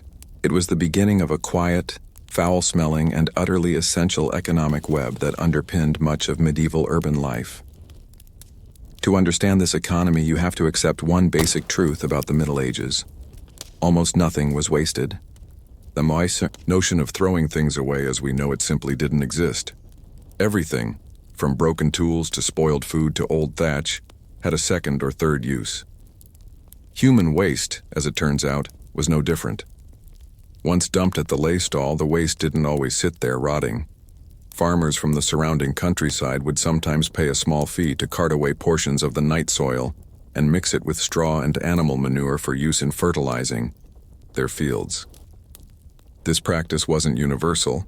There were risks involved, including disease transmission and crop contamination, but it was common enough to form a small but steady stream of profit for the more entrepreneurial gong farmers. There was also another group that visited the lay stall regularly, rag pickers and scavengers. These were some of the poorest people in medieval society, often women and children, who sifted through refuse looking for discarded textiles, bones, or metal scraps. Bones could be boiled and sold to glue makers or turned into buttons. Bits of cloth were collected for paper production or mending garments. Occasionally, items of surprising value would surface. Coins dropped into privies, jewelry lost during an unfortunate nighttime visit, or fragments of parchment carelessly thrown away. Sometimes these scavengers struck informal arrangements with the gong farmers themselves. A whispered agreement, a small bribe, and a warning of when a pit was due to be emptied could yield a day's worth of picking from the freshest refuse. Gong farmers knew better than to touch these items themselves. Handling valuables pulled from waste was a line even they didn't often cross. Part superstition, part self-preservation. Behind all this activity was a fragile network of unspoken agreements and tacit social roles. While townspeople despised gong farmers and scavengers, they also relied on them. So long as they stayed to their designated hours and their designated places, out of sight and out of smell, they were tolerated. Town councils occasionally issued public complaints about the smell or improper dumping, but most of these were half-hearted. Better to let the waste disappear quietly than risk the consequences of interruption. The unregulated nature of this system meant that disputes sometimes arose. Competing gong farmers might argue over who had rights to a particular lay stall or a particularly lucrative neighborhood contract. Occasionally, these disputes escalated into brawls, foul-mouthed, foul-smelling skirmishes conducted with shovels and slurs in alleyways long after midnight. Local authorities might intervene, but more often than not, they simply fined everyone involved and moved on. There were deeper tensions as well, between rural and urban needs. Farmers were often blamed for spreading disease when their fertilized fields attracted swarms of flies. City dwellers resented the odor that wafted back from surrounding croplands in the summer months. Some towns even passed ordinances forbidding the spreading of human waste within a certain distance of the walls. These regulations were difficult to enforce, especially in times of economic stress or poor harvests, when every scrap of fertilizer became crucial. Meanwhile, religious institutions took a more ambiguous stance. Monasteries and abbeys had their own waste systems, often better maintained than those in secular towns, but they also employed or contracted gong farmers for the filthier work. Ironically, many monastic orders emphasized cleanliness and ritual purity, and so the job of maintaining their latrines was considered a form of service. Some even viewed the work as penitential. But the gong farmer, as an outsider to the religious life, received no such spiritual justification. He was there to clean, not to cleanse. There were, however, records of lay brothers in monastic communities, assigned to latrine duty long-term. These men often developed a kinship with local gong farmers, sharing tools, swapping techniques, or offering shelter on especially cold nights. If you were a gong farmer, and you were lucky, a friendly monk might offer you a crust of bread or a hot drink in exchange for emptying the abbey's deeper pits. These were rare moments of camaraderie in an otherwise solitary trade. Some towns began experimenting with more organized systems. In the late 14th and early 15th centuries, especially in larger urban centers like London, night soil collection contracts were formalized. Town councils would issue exclusive rights to particular individuals or crews, who were expected to follow specific disposal rules and keep detailed logs of their work. While this added a layer of bureaucracy, it also introduced a new class of worker, the sanitation entrepreneur. These men, almost always men, began treating waste as a business. They hired workers, invested in sturdier carts, and sometimes even purchased land specifically for dumping and composting. They negotiated directly with landlords and guilds offering bundled services, waste removal, pit repair, even pest control. And though they were rarely celebrated in the official records, they appear as line items in estate books, receipts, and tax rolls. Despite this professionalization, the social stigma remained. It was not the kind of business you boasted about. Wealth accumulated through gong farming had to be carefully laundered, literally and figuratively. Successful sanitation men often invested in taverns or boarding houses, slowly distancing themselves from the source of their income. Their children, if they were fortunate, became apprentices in more respected trades. Occasionally, a former gong farmer rose high enough to own property, join a guild, or marry into a merchant family. But it took years, and always required a careful rewriting of one's past. Still, even as social mobility improved for a few, most remained at the bottom. They were needed but not wanted, a civic necessity and a civic embarrassment, and so they worked in silence, disappearing at sunrise, their footprints vanishing beneath the trampling feet of townspeople who would rather not think too hard about what happened to the contents of their chamber pots. Then, as towns grew and technologies shifted, the trade began to change. By the 16th century, the first whispers of sewer systems emerged in parts of Europe. London, Paris, and other major cities began experimenting with covered drains and stone-lined channels. These were rudimentary, and not yet widespread, but they hinted at a future in which human waste might be hidden away more permanently. But with that future came new questions.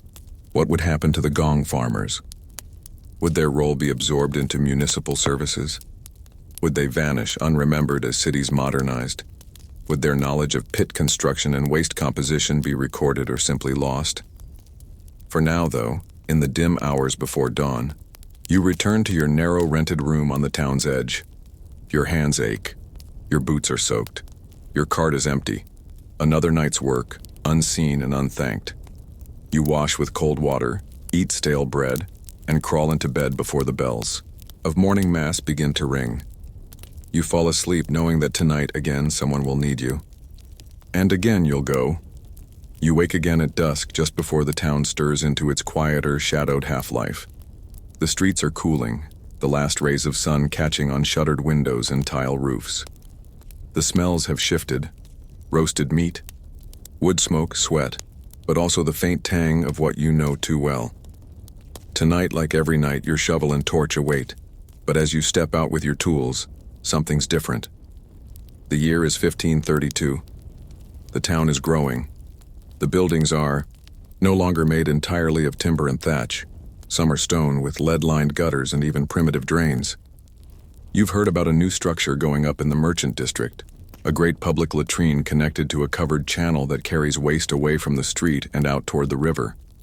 They say it's inspired by what the Romans built long ago. You're not sure whether to believe it, but you've seen the men digging, and you've heard people whisper it might make you obsolete. The medieval gong farmer's job was, always, precarious. Not just in social status or physical danger, but in permanence. As towns grew, they turned inward and upward, and gradually pushed the filth out of sight, and with it the workers who handled it. The gong farmer wasn't just cleaning out pits. He was performing an essential function in a society desperately trying to outrun its own waste, all while pretending the waste didn't exist. But when cities began investing in built infrastructure, it changed everything. By the mid-16th century, certain places, especially London, began to formalize sanitation beyond what individual gong farmers could manage. New laws were passed regulating where cesspits could be built, and more importantly, how often they had to be cleaned. Property owners were fined for overfilled pits, not just for smell, but for structural risk. Waste could damage foundations, flood basements, or leak into wells. Local officials began publishing sanitation orders and even commissioned city-employed waste removers, giving rise to what would later become public sanitation departments.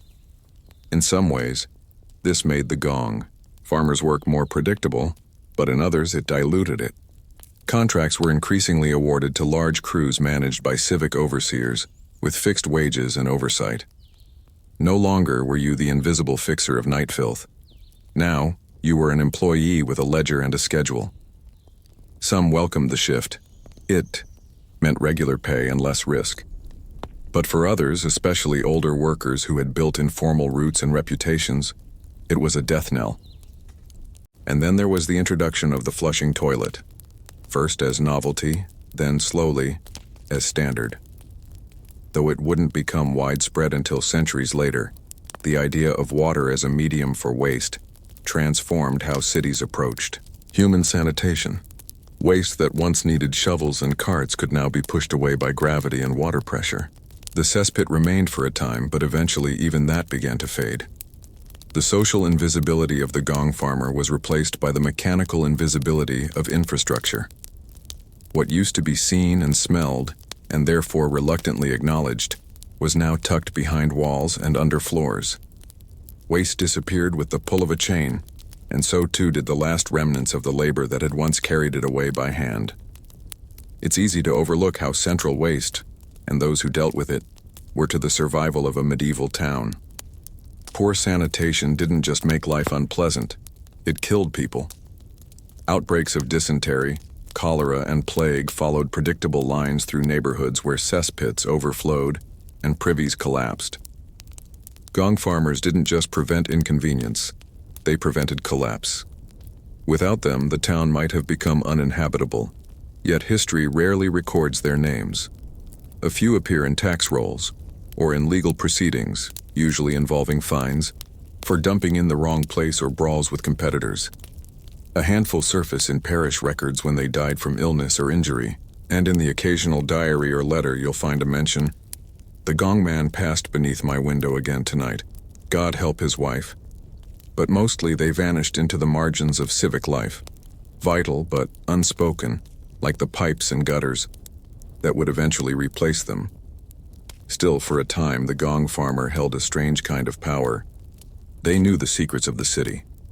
They walked through alleys no one else entered. They heard things whispered from upstairs windows at night. They saw what people dropped, lost, flushed, or tried to forget. In their own way, they were chroniclers, not of noble deeds or royal decrees, but of what really happened when the sun went down and the torches were lit. One 15th century account describes a gong farmer discovering a stash of coins and jewelry in a sealed cesspit beneath a tavern. It had likely been hidden there during a time of unrest. Rather than report it, he divided it among his crew, bought new tools, and moved to another town. He changed his name and opened an inn. The story ends with a note that one of his sons later became a city alderman. True or not, it reflects something important, that even from the muck one could rise, quietly, patiently, and always with a certain smell that never quite washed away.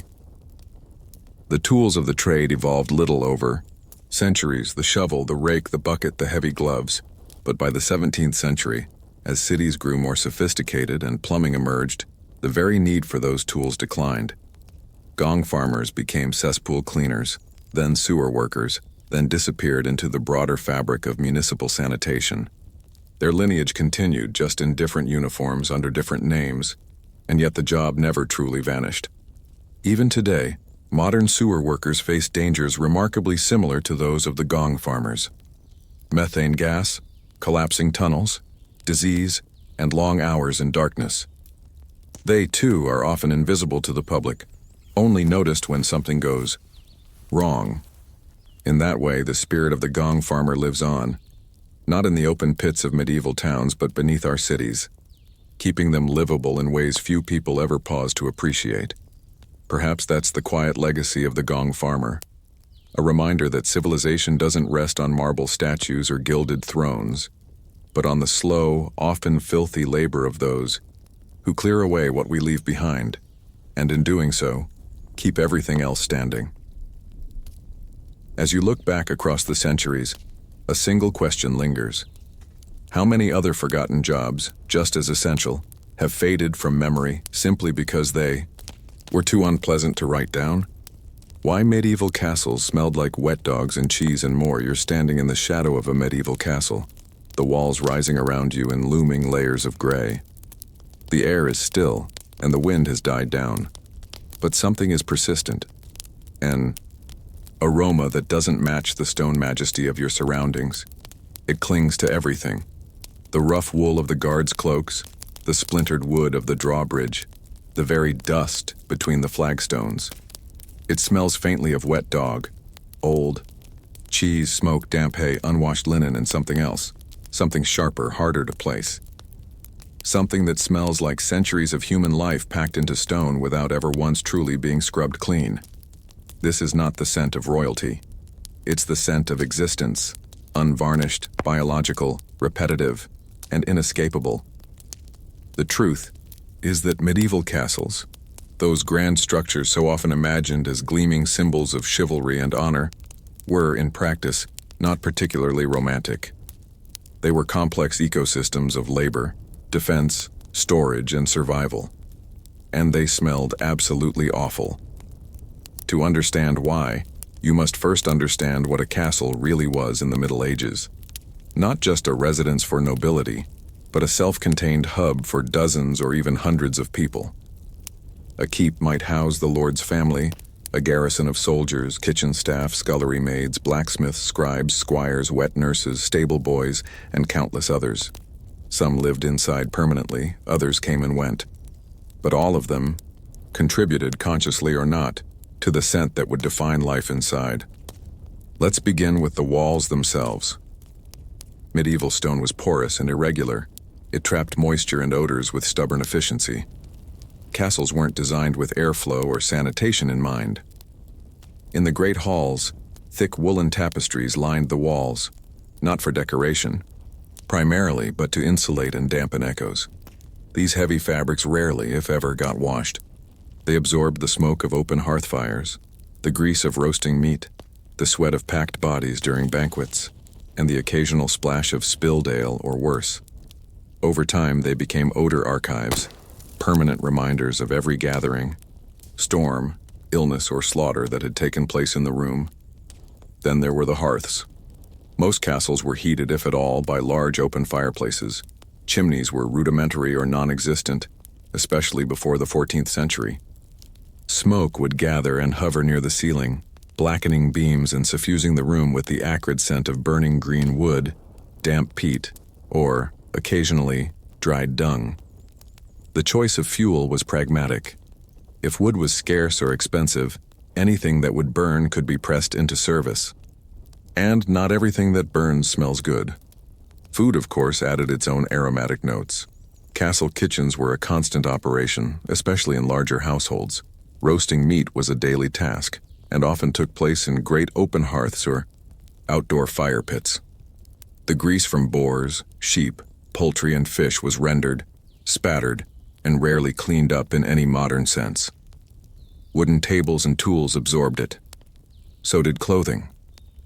Butter and cheese, especially hard, aged varieties like those used for travel, were staples, often stored in cool, dark cellars where mold was common, and preservation was a gamble. The smell of cheese was not a passing culinary note. It was a background presence, especially when one considered that refrigeration did not exist. Food went off, and it often went off in place. The smell of animals was unavoidable.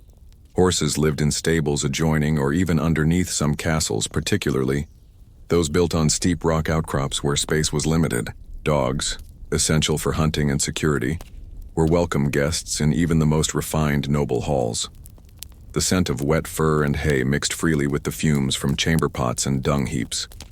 Most castles had primitive latrine systems, usually vertical shafts known as garderobes that emptied into cesspits or directly into nearby moats or ravines. But on cold nights, people often used chamber pots indoors, or simply relieved themselves in corners, stairwells, or behind curtains. The urine of children, the elderly, and the sick was frequently tipped out windows or poured into drains that led, well, somewhere. Bathing was rare. Nobles might bathe a few times a year, in wooden tubs lined with cloth and filled with heated water. But servants and soldiers might go for months without full immersion. Soap, when used, was made of animal fat and lye. It was pungent in its own right and left behind a greasy residue that stuck to hair and clothing. The human body, under layers of wool and linen, left its own persistent marks. The textiles contributed as well. Wool cloaks, sheepskin boots, linen shifts, all worn repeatedly, seldom washed, and prone to mildew if left damp. The typical laundering process was harsh: urine-soaked lye or harsh river scrubbing, followed by sun-drying that left clothing stiff, faintly yellowed, and still redolent of what had come before. And yet, this was the standard. People didn't expect fabric to smell like nothing. They expected it to smell like life. The smell of disease lingered too. Castles were not immune to plague, typhus, or dysentery. Sick rooms rarely had ventilation. Herbal sachets and rushes, dried plant material used as flooring, were meant to absorb odors and improve the scent of rooms, but after a few weeks they just added to the olfactory confusion. Rotting teeth, infected wounds, and spoiled food combined into a background of mustiness that no one remarked on, because it was normal. And perhaps most curiously, many of these smells were not even considered unpleasant by the standards of the line between a pleasant aroma and a foul one was drawn differently. Strong smells meant strength. The odor of tanned leather or a blacksmith's forge was the smell of production. The scent of smoke meant warmth. Even body odor was associated with masculinity, effort, and health. A castle that smelled of nothing would have been deeply suspicious, lifeless, sterile, even dangerous. In that sense, the medieval castle wasn't a sanctuary against the wild world outside. It was the wild world, concentrated, ordered, and encased in stone. You might wonder, how did anyone sleep in such conditions? The answer is, they didn't always. Sleep was often broken into two phases, punctuated by prayer, work, or conversation. Resting in a room with 6 or 8 others, most of whom were snoring, coughing, or shifting restlessly, meant your body adapted to ignore the omnipresent odors. That adaptation didn't make the smells disappear, only that your awareness of them faded, which may be why medieval descriptions of castles are so rarely concerned with scent. It was the invisible normal. We imagine the medieval world in visual terms: towering keeps, fluttering banners, flickering torches. But perhaps its most immersive quality, the thing that would strike you hardest if you were truly transported there, is not what you'd see but what you'd smell. The real history of castles lies not just in their architecture or armory, but in the cumulative layered odor of 100 lives pressed into tight quarters with little fresh air and fewer cleaning tools. So as you walk once more through the main hall, your feet brushing past straw that's seen too many meals and your hands trailing along walls that haven't been scrubbed in decades, you pause and draw in the air. It's stale, dense, and strangely intimate. A record of everything that's happened within these walls encoded in the most primal of senses. But here's a thought that lingers with you as you pass under a stone archway and into the darkness of a stairwell. If this is what a noble's castle smelled like, what then did a peasant's cottage smell like in the dead of winter? Imagine waking up before dawn in the bowels of a medieval castle, not in the lord's quarters, but in the stone-walled chamber where household servants sleep shoulder to shoulder. The air is heavy with condensation. You can see your breath. The blanket is shared. Your tunic from yesterday lies in a damp heap where you kicked it off in the night. Somewhere nearby, someone is already coughing, a low, rattling sound that's more persistent than alarming. It's just part of the usual chorus. You sit up and stretch, brushing straw from your skin, and the smell hits you fully.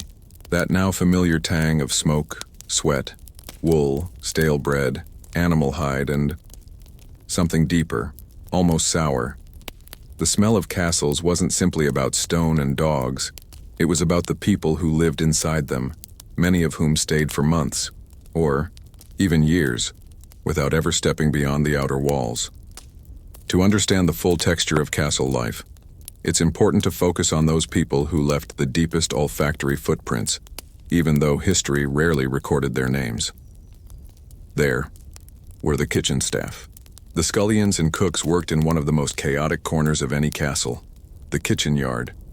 Often built slightly away from the main keep to reduce the risk of fire, kitchens were cramped, loud, and constantly hot, even in winter. Open. Hearths blazed from before sunrise to long past sunset. Huge pots boiled with stews made from salted meats, lentils, dried herbs, and whatever root vegetables hadn't yet spoiled.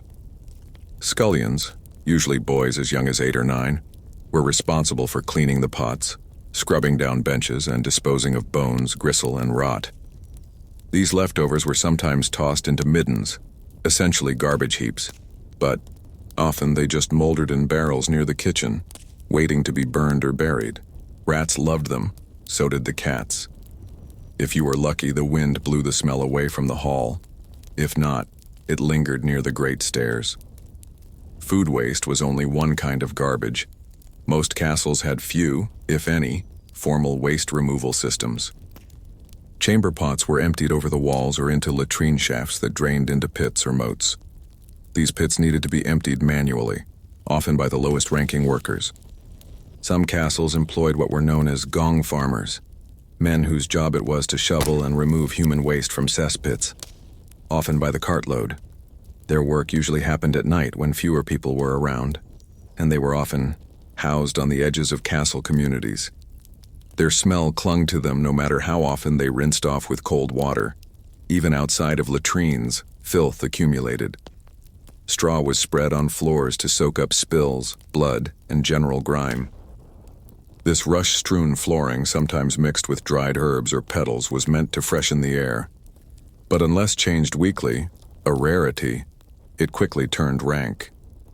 It was not unusual for a castle's main hall to have layers of trampled, fermenting rushes underfoot where crumbs, droppings, and waste were ground into a dense, oily carpet. The scent could be overwhelming, especially in summer. Let's not forget the animals. Horses, certainly, but also pigs, goats, chickens, and hunting hounds. Stables and kennels were often integrated into the castle courtyard. In particularly, compact or rugged castles, such as those built on rocky promontories, animal shelters were built directly into lower chambers or rock-hewn outbuildings. The smell of manure mixed with hay, mud, and unwashed hide, creating an unmistakable aroma. And the dogs? They roamed freely, sometimes welcomed into the dining hall to eat scraps. They were rarely bathed, and often damp, particularly in rainy months. Their fur clung to garments, their breath mingled with the already crowded scentscape, and no one thought to find this unusual. Now step into the larder. The preserved foods, salted meats, dried fish, aged cheeses, created an entire ecosystem of their own. These storerooms were dark, cool, and pungent. Mold was common. Barrels of brined herring or salted pork sweated and occasionally leaked. Wheels of cheese developed thick rinds and pungent interiors, and the presence of rodents was considered inevitable.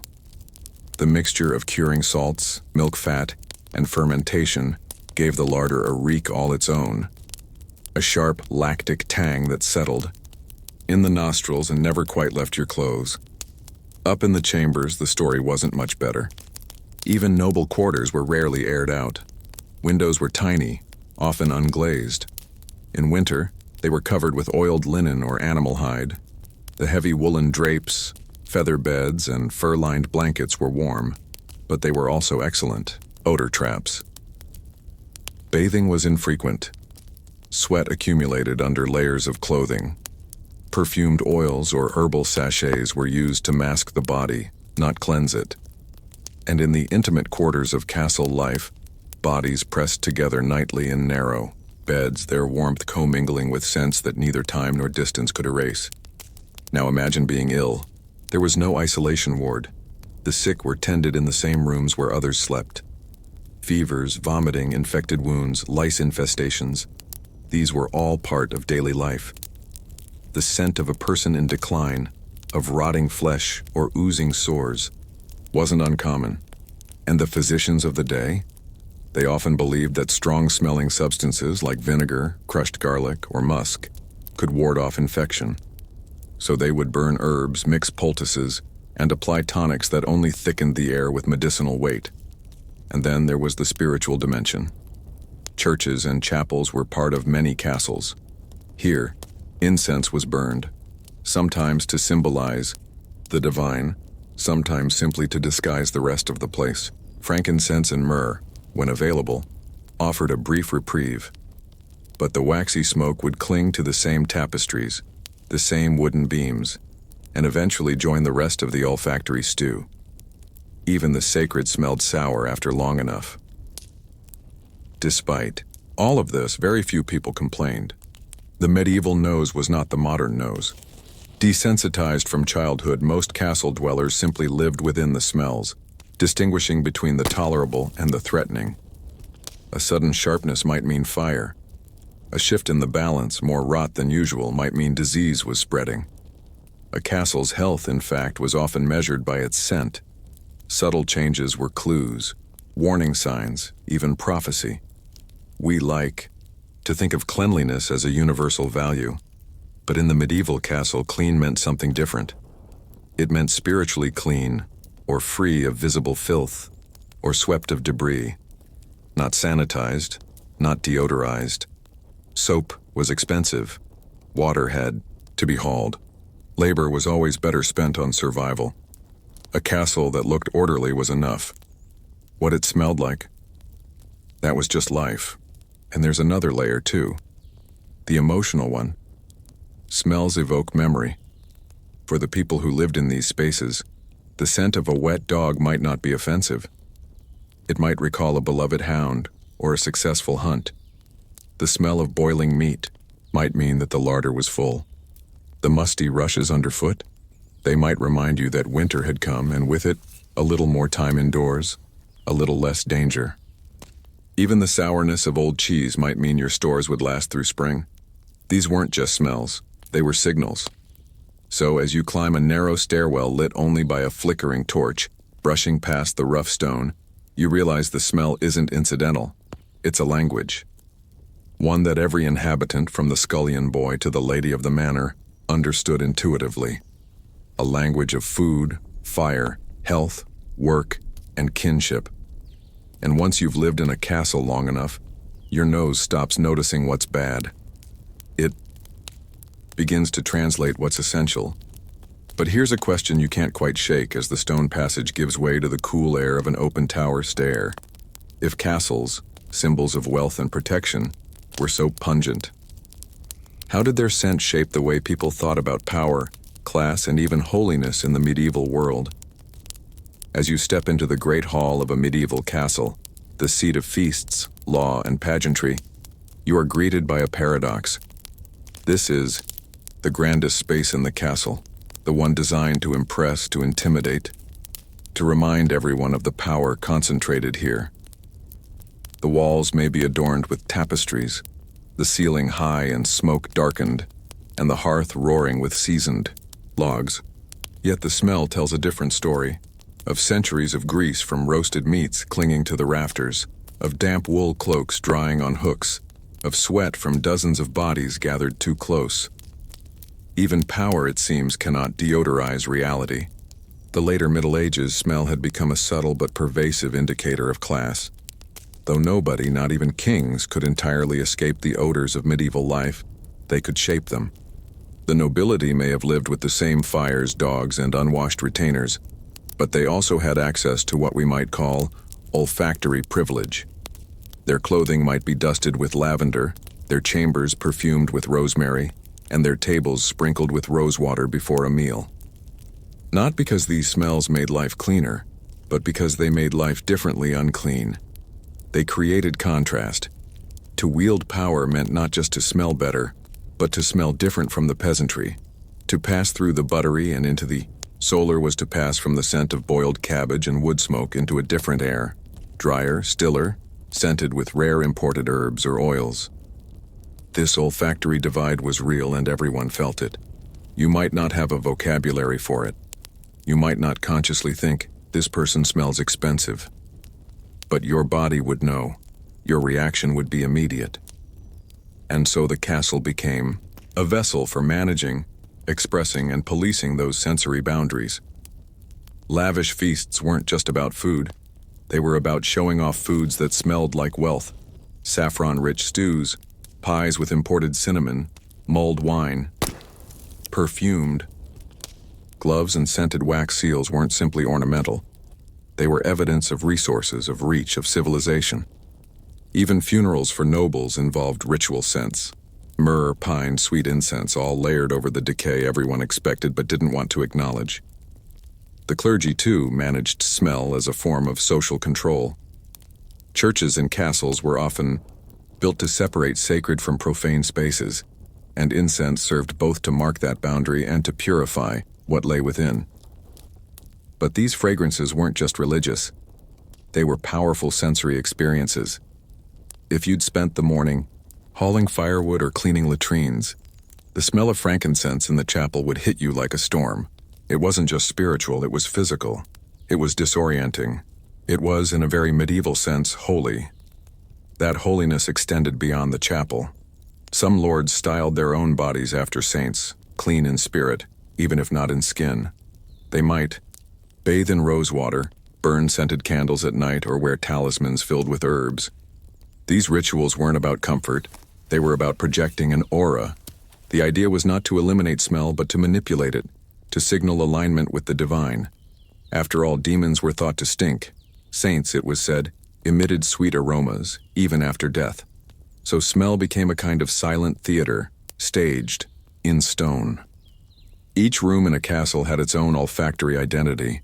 The buttery with its yeasty fermented tang, the armory with its scent of iron, oil, and sweat-soaked padding, the chapel with its resins and beeswax, the ladies' solar with its floral sachets and warming pans.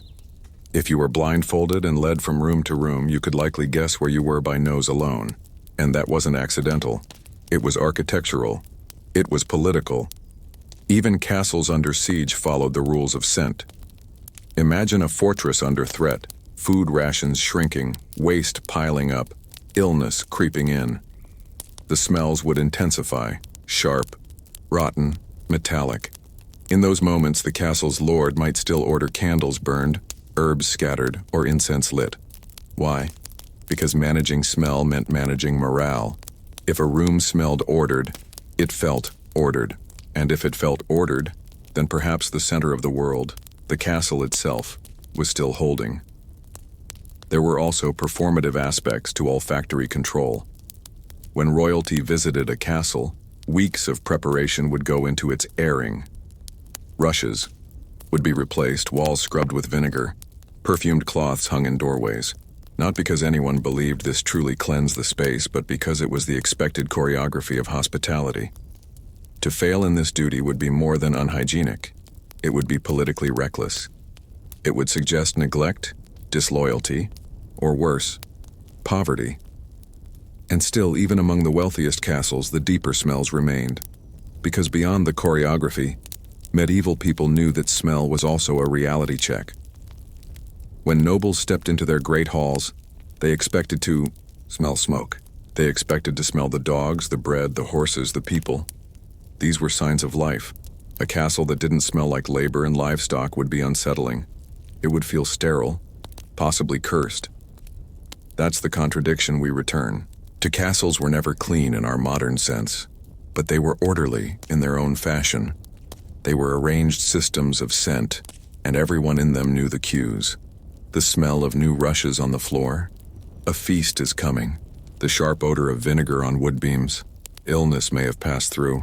The heavy wax and incense in the chapel. Someone has died, or someone hopes for protection. Smell wasn't something to eliminate. It was something to interpret.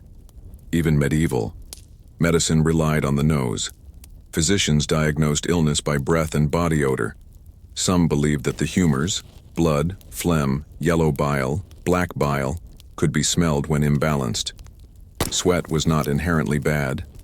It was seen as a sign the body was expelling miasmas or harmful airs. In this view, the castle's mix of odors wasn't just background noise. It was a barometer of health, vitality, and divine favor. There's an irony in all this. We often imagine castles as symbols of distance, separating nobles from peasants, kings from subjects, lords from the filth of the world. But in smell, everyone was connected. The walls might be thick, but the air flowed. A dung heap below could be sensed above. A roasting kitchen could perfume the stairs. A sick child in a lower chamber might change how the solar above was perceived. In this way, smell was a kind of medieval democracy. No one, no matter how powerful, was truly immune. And that's perhaps the most enduring truth of these fortresses. Not their battlements, not their feasts, not even their lineage, but their smell. It lingers in the records, in the margins of illuminated manuscripts, in the accounts of visiting travelers who often remarked, somewhat tactfully, on the earthiness of castle life. Even now, when you step into a preserved keep or reconstructed hall, some ghost of it remains. In the must of old stone, the oil on chainmail, the dust of ancient wood, you're breathing what they once breathed. We can reconstruct castles, rebuild their towers, interpret their politics, but we will never fully replicate the air that swirled through their corridors. And maybe that's why the subject of smell, so overlooked, carries such weight. Because it is the most human of historical traces, intimate, ephemeral, and unmistakable. So next time you think of a medieval castle, not just as a monument to feudal power or military engineering, but as a living, sweating, breathing body, ask yourself, if scent was the first thing someone noticed when entering a castle, and the last thing they remembered upon leaving, what does that say about the real legacy of these stone giants? Swearing oaths, boiling water, and the law of the land. Close your eyes and imagine being accused of a crime in a medieval village. Not in a courtroom as we understand it today. No judge in robes, no jury box, no polished lawyers citing pages of precedent. Instead, you're standing barefoot in the town square, your neighbors watching you silently, a wooden table nearby with a pot of water slowly heating over a fire. A priest blesses the water, murmuring Latin. Your heart races. If you're lucky, you'll only need to stick your hand in and hope it burns the right way. This was not some fringe practice. It was, for many centuries, a legitimate legal procedure known as the trial by ordeal. One of the most widespread forms was the ordeal by hot water, used across parts of medieval Europe from the early Middle Ages into the 13th century. The idea was simple. The accused would plunge their hand into boiling water to retrieve a stone. After 3 days, a cleric would inspect the hand. If it showed signs of healing, they were innocent. If it festered, they were guilty. Justice, as it were, was in the hands of divine judgment. God would not let the innocent suffer, in theory. Medieval legal systems were rooted in more than just evidence or testimony. They were tied to ideas of moral order, divine oversight, and community, consensus. In a time when many people were illiterate and formal bureaucracies were patchy at best, the law had to feel visible, communal, and above all else, believable. Trial by ordeal gave the appearance of fairness and divine impartiality, even if the actual results depended heavily on the priest, the temperature of the water, or how the wound was cared for afterward. But ordeal by hot water wasn't the only method. There was also ordeal by cold water, in which the accused was bound and thrown into a body of water. If they sank, they were innocent. If they floated, they were guilty, presumably because the water had rejected them as unclean. This test was particularly popular in witchcraft accusations, though it existed long before the witch-hunting era. The logic was circular, the consequences often fatal, but it maintained a certain mythic symmetry, purity and water, sin and buoyancy. Another popular ordeal was trial by fire, which included walking barefoot over hot plowshares or carrying red-hot iron a certain distance. Like the water ordeals, the accused would then have their wounds inspected days later. Healing cleanly was proof of innocence. But what constituted clean healing? Who decided? In most cases, the local priest had final say. In a way, this made the cleric not just the religious authority but also the gatekeeper of legal fate. It's easy to see these methods as brutal or absurd, and by modern standards they certainly are. But in the medieval mind, these rituals weren't just about punishment. They were about cosmic fairness. People truly believed that God would not allow a false verdict. To undergo an ordeal was to place your fate in divine hands, which offered a strange kind of comfort.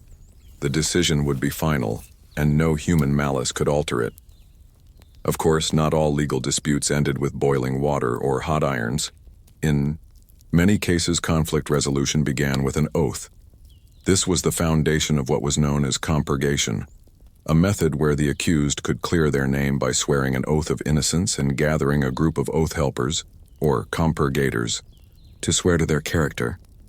These were usually neighbors or relatives who vouched not for what they saw, but for what they believed. The idea was that someone of good repute, surrounded by others of good repute, wouldn't lie, or at least wouldn't dare lie before God. This method was particularly common in early Germanic and Anglo-Saxon legal codes. In some places, The number of oath helpers required depended on the seriousness of the accusation. Stealing a sheep might require 6 men. Killing someone might demand 12. If the accused couldn't find enough people willing to swear on their behalf, that alone could seal their guilt. Reputation mattered, and your standing in the village could mean the difference between freedom and ruin. Not all trials dealt with murder or theft. In fact, much of medieval legal work was surprisingly mundane. Land disputes, accusations of slander, boundary violations, and questions of inheritance were frequent and deeply consequential. Records from manor courts and shire meetings show villagers suing each other over things like broken fences, roaming pigs, or insults hurled across hedgerows. These petty cases didn't require boiling pots. They required witness testimony, fines, and long, repetitive oral debates. Then there was trial by battle, a method particularly associated with the nobility. When two parties of noble standing disagreed, often over land, honor, or criminal accusations, they could agree to settle the matter with a duel. Each would present their case before a court, then fight, usually with swords, maces, or clubs, until one yielded or died. The winner's case was declared just. While it sounds theatrical, it was bound by strict rules and often avoided through settlements before any actual combat occurred. Still, it was a method available only to those with means and with arms training. The irony of the medieval legal system is that it was both highly theatrical and deeply practical. While ordeals and oaths loomed large in the popular imagination, much of the day-to-day legal process was administrative. Manor courts met regularly, records were kept, fines recorded, and systems of appeal, however limited, were in place. It was slow, sometimes arbitrary, and always deeply local. What was legal in one village might be handled differently in the next. Consistency was less important than community consensus. Church courts played their own role, dealing with moral and ecclesiastical offenses. These included charges like adultery, heresy, failure to attend Mass, or disrespecting a priest. Penalties were often spiritual, acts of contrition, public penance, or excommunication. But the church courts also held sway over marital disputes, wills, and contracts, because these were seen as tied to moral conduct and eternal consequence. Your marriage might not just be invalid, it might be sinful. And then there were the stranger cases, those that historians still puzzle over. In some parts of Europe, especially in France and Switzerland, animals could be put on trial. Pigs accused of killing children, rats blamed for destroying harvests.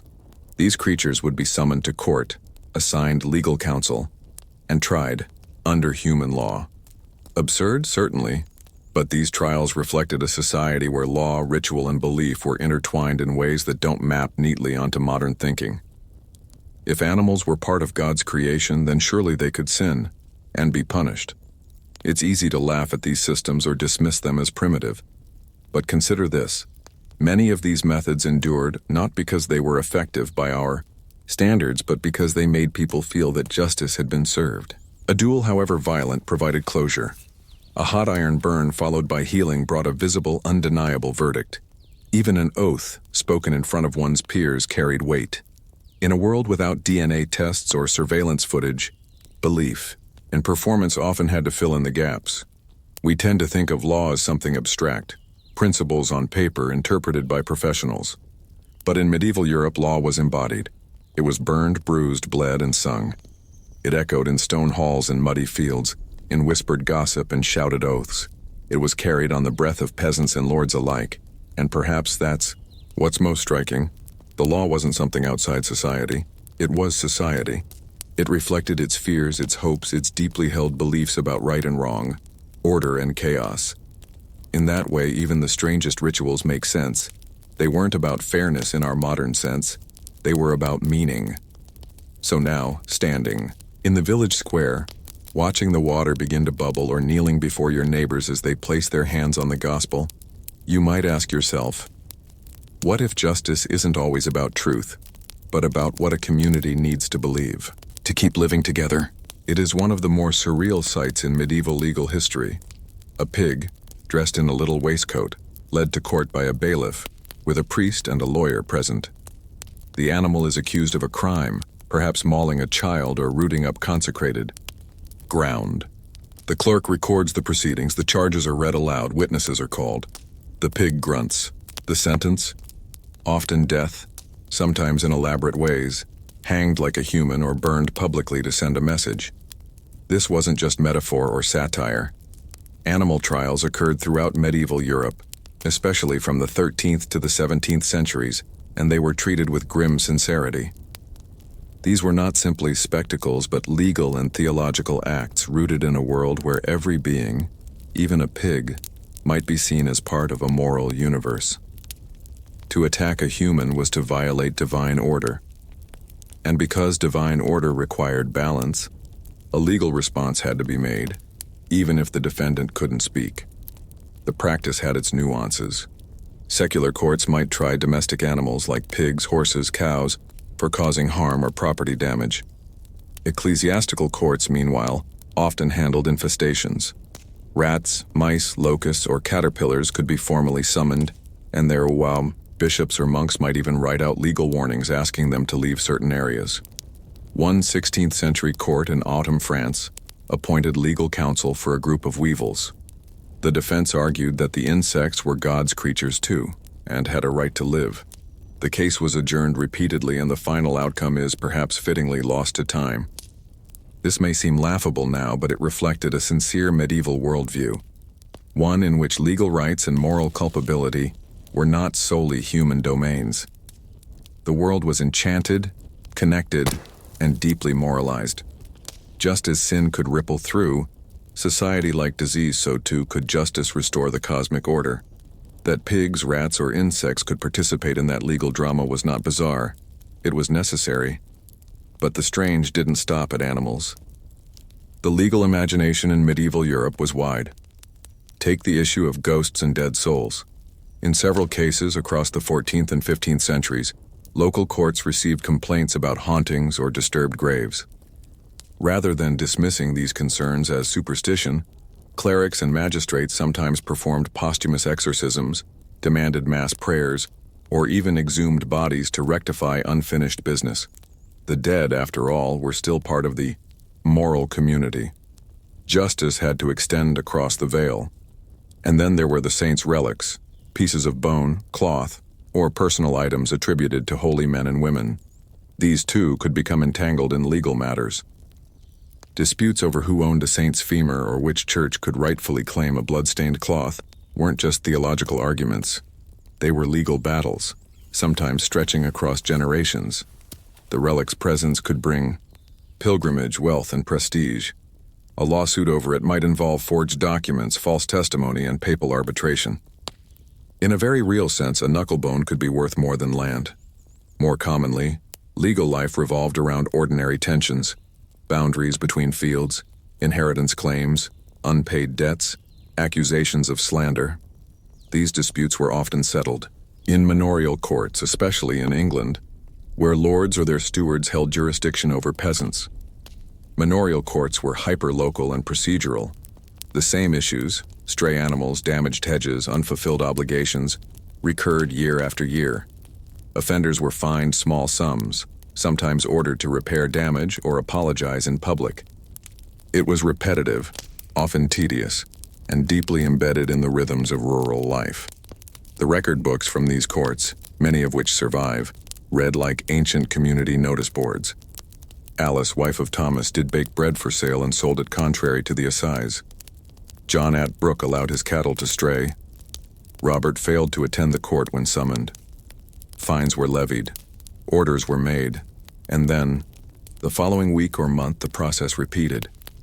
These courts weren't spectacular. They were mechanical. But that was their power. They functioned. While secular courts handled the earthly, church courts, ecclesiastical courts, concerned themselves with the soul, marriage, adultery, heresy, tithes, and behavior unbecoming of Christians were within their jurisdiction. What made these courts strange by modern standards is how personal and moral their concerns were. A wife accusing her husband of impotence, a neighbor reporting another for skipping mass, or a man confessing to sleeping with a woman he hadn't married. These were legal matters. and they were handled with clerical solemnity. Punishment was rarely physical in church courts. Instead, it leaned toward penance and social correction. One might be ordered to fast, wear a white penitential robe, or walk barefoot through town. The goal wasn't to shame the individual alone, but to restore moral balance publicly. Justice, once again, was performative. It had to be seen to be believed. Confession itself served a quasi-legal role. Though the seal of the confessional was sacred and confidential, the act of confessing served as a moral adjudication. The penitent admitted guilt, the priest offered guidance, and a form of sentence, penance, was delivered. In that sense, it resembled a court proceeding stripped of its legal pageantry. For many medieval people, confession was not just about God's forgiveness, but about aligning oneself with the moral law that governed the cosmos. Sometimes, legal absurdity collided with bureaucracy in truly medieval ways. In 1494, for instance, 2 Parisian men were fined and ordered to repair a bridge they had allegedly damaged during a fight. What made the case odd wasn't the brawl or the fine. It was that both men had died months earlier.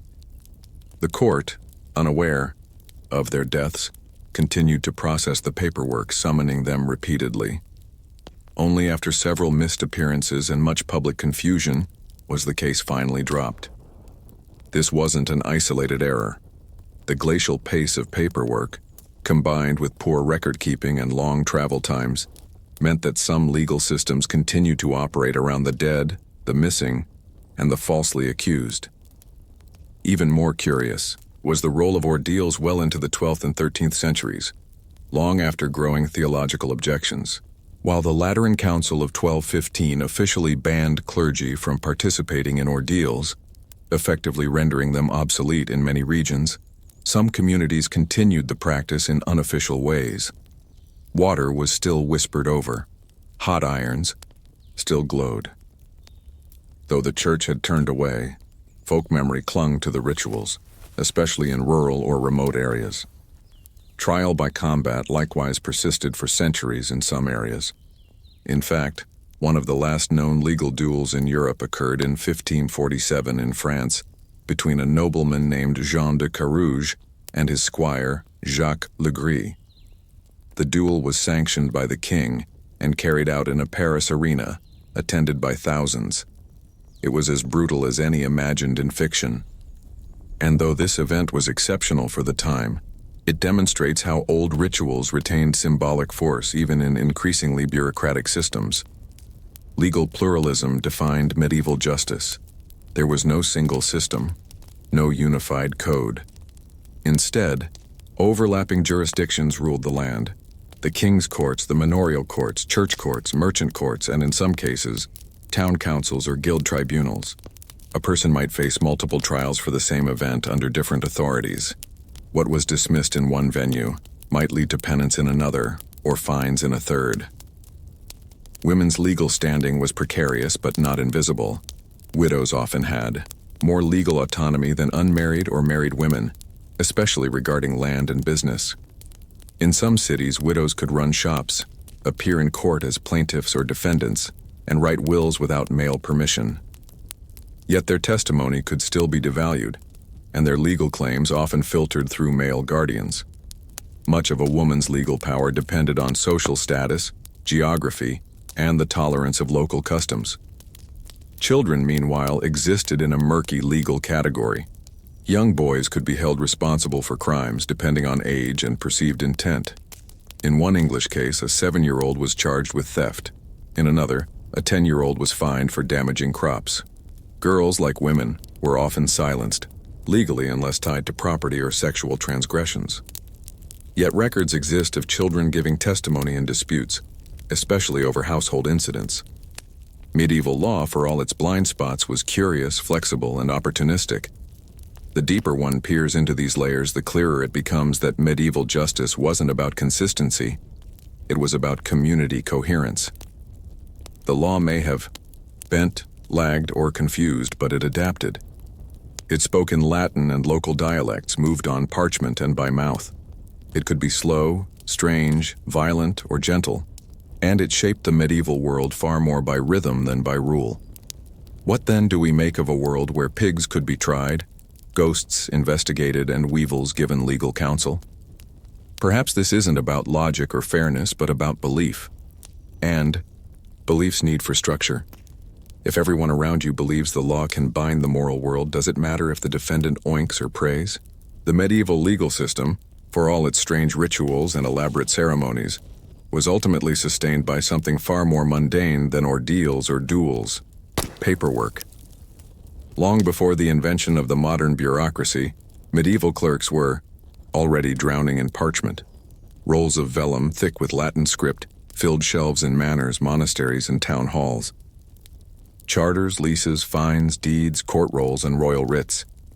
It was not the sword or the fire that kept justice running, but quills, ink, and the endless patience of scribes.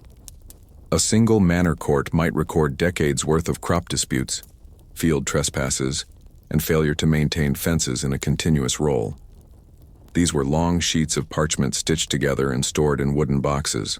When a case needed referencing, clerks would unwind the roll, foot after foot, to locate the appropriate entry. Reading them today offers an odd sense of timelessness. The disputes are small, repetitive, almost hypnotic in their rhythms. Richard failed to repair his hedge. Alice let her geese stray.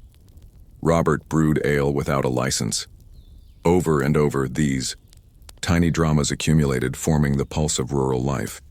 Yet paperwork also reflected power. The ability to write a charter, affix a seal, or produce an ancient grant meant more than persuasion, it meant ownership. For peasants who could not read or write, their world was increasingly shaped by documents they could neither interpret nor contest. A landholder with a forged charter might claim rights over a village commons. A bailiff who omitted a name from a list could deny someone a hearing. Errors, accidental or otherwise, went largely unchallenged. And so the written word, sacred and confusing, slowly replaced the oral traditions that had once governed village justice. Royal justice, too, was anchored in paperwork, especially under kings like Edward I of England. His legal reforms in the late 13th century expanded royal courts and standardized procedures, requiring written writs to initiate cases. These writs were often formulaic and sometimes nonsensical, issued in Latin with formal phrasing that hadn't changed in generations. To get one, a petitioner needed to travel to the chancery, submit a request, and often pay a fee. The process was slow, expensive, and designed for those with the time and literacy to navigate it. Still, it marked a shift. Law was no longer just spoken in the hall, it was written, archived, and increasingly centralized. This shift toward documentation came with unexpected consequences. Legal language grew more specialized. Local dialects gave way to legal Latin and, in some regions, Anglo-Norman French. The law, once a shared social ritual, became an administrative art. Access to it now required intermediaries, scribes, lawyers, clerks. The ordinary person became more distant from the mechanisms of justice, even as justice became more essential to their daily lives. Amid this sea of parchment, the concept of the pardon emerged as a peculiar and sometimes cynical tool. Royal pardons were often granted to individuals who committed crimes, sometimes violent ones, in exchange for loyalty, military service, or payment. These pardons didn't necessarily erase guilt, they merely set aside punishment. The crown benefited by cultivating loyalty or securing funds. The accused benefited by avoiding execution or imprisonment. For victims or their families, however, the result could be a bitter erasure of justice. Consider a 14th century case where a knight, accused of killing a rival during a private feud, was granted a royal pardon in return for joining a military campaign in Gascony. The family of the slain man protested, but the pardon held. The knight went free, sword in hand, off to serve the king. For the crown, it was a pragmatic exchange. One man's life traded for another's loyalty. Even more unsettling were blanket pardons granted during political crises.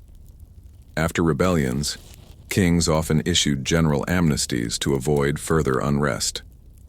Participants in uprisings, even those who had looted, killed, or burned towns, might find themselves forgiven en masse, their actions erased by a royal decree read aloud in public. In such moments, the law revealed its deepest truth, not as a universal principle, but as a tool of statecraft, subject to the needs and fears of the powerful. In ecclesiastical courts, a similar logic applied to indulgences and absolutions. One could receive a pardon for sins, not necessarily through confession or repentance, but through acts of charity or, increasingly, through payment. By the 14th and 15th centuries, indulgence sellers became a common sight across Europe. For a few coins, one might secure not only the forgiveness of sins, but also a reduction in time spent in purgatory. Critics, including early reformers, saw this as a grotesque commodification of salvation. But to many medieval Christians, it was simply the system. Flawed, perhaps, but better than nothing. The slow bureaucratization of law reached its apogee in the growing use of notaries and legal professionals in the later Middle Ages. In cities, like Florence, Bruges, or London, lawyers trained in Roman and canon law became fixtures of civic life. They drafted contracts, witnessed oaths, managed estates, and argued in increasingly formal courts. Their presence introduced a new precision to legal life, but also a new inaccessibility. What had once been negotiated in barns and marketplaces now required official stamps and legal phrases. Not everyone could follow the changes. In rural areas, traditional justice lingered, based on custom, local consensus, and communal memory. Elders remembered who had rights to a stream or how a boundary had been drawn. Villagers gathered to settle disputes with the help of stewards or reeves. But increasingly, these local judgments were vulnerable to appeal, review, or outright reversal by higher courts. Written law began to override living memory. Some rebelled quietly. In England, there are records of entire villages refusing to participate in royal inquests, hiding offenders, or falsely testifying to protect neighbors. In France, towns occasionally challenged episcopal courts, demanding the right to self-govern. In the German states, peasant revolts occasionally invoked ancient laws and lost charters, real or imagined, to justify their actions. Even resistance required an appeal to law, however tattered. And yet, for all its flaws, the medieval legal world functioned imperfectly, inconsistently, but persistently. It was the stage on which power was performed, communities defined, and disputes resolved. It was not fair by modern standards, but it was recognizable to those who lived within it. They knew its terms, its rituals, its shortcomings. They knew that justice might be slow or uneven, but that it remained essential. By the 16th century, the old forms of justice began to fade. The Reformation, with its attack on ecclesiastical courts and indulgences, shattered much of the religious framework. Centralized states, especially in France and England, reformed their legal systems with printed laws, permanent courts, and salaried judges. Trial by ordeal disappeared. Animal trials became rarer. The written word, now printed in vernacular languages, democratized access even as it standardized rule. But traces of the old system lingered. You can still find them today in ceremonial robes, oaths taken on Bibles, courtroom rituals that seem oddly theatrical. We no longer try pigs or summon weevils to court, but the idea that law must be visible, performative, and steeped in tradition remains. Perhaps that is the strangest legacy of all, that in our own orderly courtrooms, beneath fluorescent lights and digital clocks, echoes of robed scribes and barefoot penitents still murmur, quietly, from the shadows. If a community once placed a pig on trial to restore moral order, what quiet performances of justice do we still engage in today? Rituals we no longer recognize as rituals. Before the fork, eating with fingers, knives, and a bit of bread, it's the 16th century in Europe, and the dinner table has begun to shift. Knives are no longer personal tools brought from home, but are instead part of a place setting. Spoons are growing in variety and form, but still, the fork remains half in, half out of polite society. Its journey toward respectability, especially in the courts of Europe, would take another 200 years of awkward introduction, resistance, refinement, and ritual, and its ultimate breakthrough would owe as much to fashion, symbolism, and social anxiety as to practicality. At the center of this slow transformation was Italy, more specifically the wealthy courts of Renaissance Italy, where elaborate cuisine and aristocratic display intertwined. By the early 1500s, the fork had established a foothold, pun intended, in noble households in Venice, Florence, and Rome. Used primarily by the elite, it wasn't yet a tool of daily life, but an accessory for ceremonial meals. These forks were often small, often two-pronged, and made of precious metals. More than tools, they were ornaments, extensions of a host's sophistication. Why Italy? Because Italy sat at a cultural crossroads. Trade with the East brought not just spices and silk, but table customs. The influence of Byzantium lingered, and Italian cuisine itself, based increasingly on sauces, delicate pastas, and soft cheeses, lent itself more easily to the fork's precision. Imagine eating slippery ravioli or tender gnocchi with your fingers, and you begin to understand how form slowly met function. The most famous story of the fork's early influence in France comes by way of Catherine de' Medici. When she married Henry, Duke of Orléans, later King Henry II of France, in 1533, she brought with her cooks, manners, and a traveling court culture that included, gently, cautiously, the fork. Whether Catherine herself used one at every meal is unclear, but her influence on French court dining is well documented. Her Italian entourage introduced a level of refinement and spectacle that had been absent from more rustic French customs. The fork began to appear in banquets, usually for fruits or sweets, and always in the hands of the elite. Still, the French court did not immediately embrace the fork as essential. To many it seemed unnecessary, or worse, unmanly. In a world where carving meat, slicing bread, and sharing food directly conveyed power and virility, the fork's daintiness felt awkward. Why delicately pierce food when you could grip it? Why fuss over a second utensil when one good knife or your fingers did the job? Yet the slow march continued. In Germany and Spain, aristocrats began adopting the fork by the mid-16th century. The Holy Roman Empire's court etiquette evolved to include formal multi-course meals, in which different utensils were brought out for each dish. The fork played a supporting role here, still limited in scope but increasingly symbolic of sophistication and control. One of the more colorful champions of the fork was Thomas Coryate, an English traveler and writer who visited Italy in the early 1600s. In his book Coryat's Crudities, 1611, he described seeing Italians using forks to eat meat, and upon returning to England, he adopted the practice himself. His fellow diners mocked him mercilessly. The English, still firmly entrenched in the finger and knife tradition, saw the fork as pretentious and foreign. Coryate's efforts to elevate the fork were met with laughter and, at times, derision. But he planted a seed. Meanwhile, in France, the court of Louis XIV would become a turning point in the fork's acceptance. Versailles was not just a palace, it was a carefully engineered stage for hierarchy, spectacle, and etiquette. Under Louis XIV, rules of conduct at court meals became both more elaborate and more rigid. It was not enough to eat. One had to eat correctly in the correct order, with the correct tools. And the fork, finally, became a symbol not of vanity, but of control and grace. Still, the fork of Louis XIV's table was not yet our modern instrument. It had 2 or 3 tines, was relatively short, and was used delicately, often only for lifting food to the mouth after cutting it with a knife. It was not used for spearing meat or breaking up food. The fork was gentle, a tool of delivery, rather than manipulation.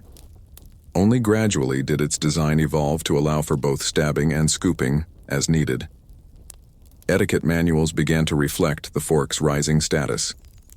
By the late 17th century, French books on manners included specific references to using a fork, particularly for certain types of food. One must not touch food directly.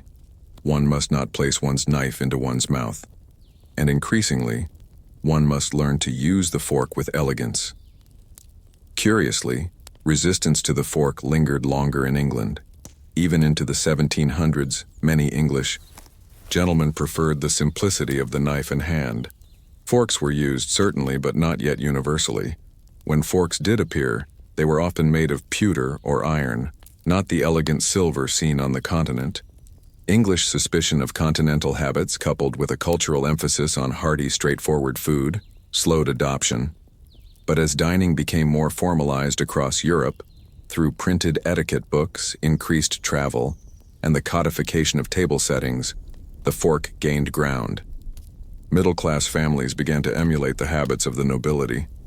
Eating properly became a marker of social status, and part of eating properly was using a fork, however awkward it might feel at first.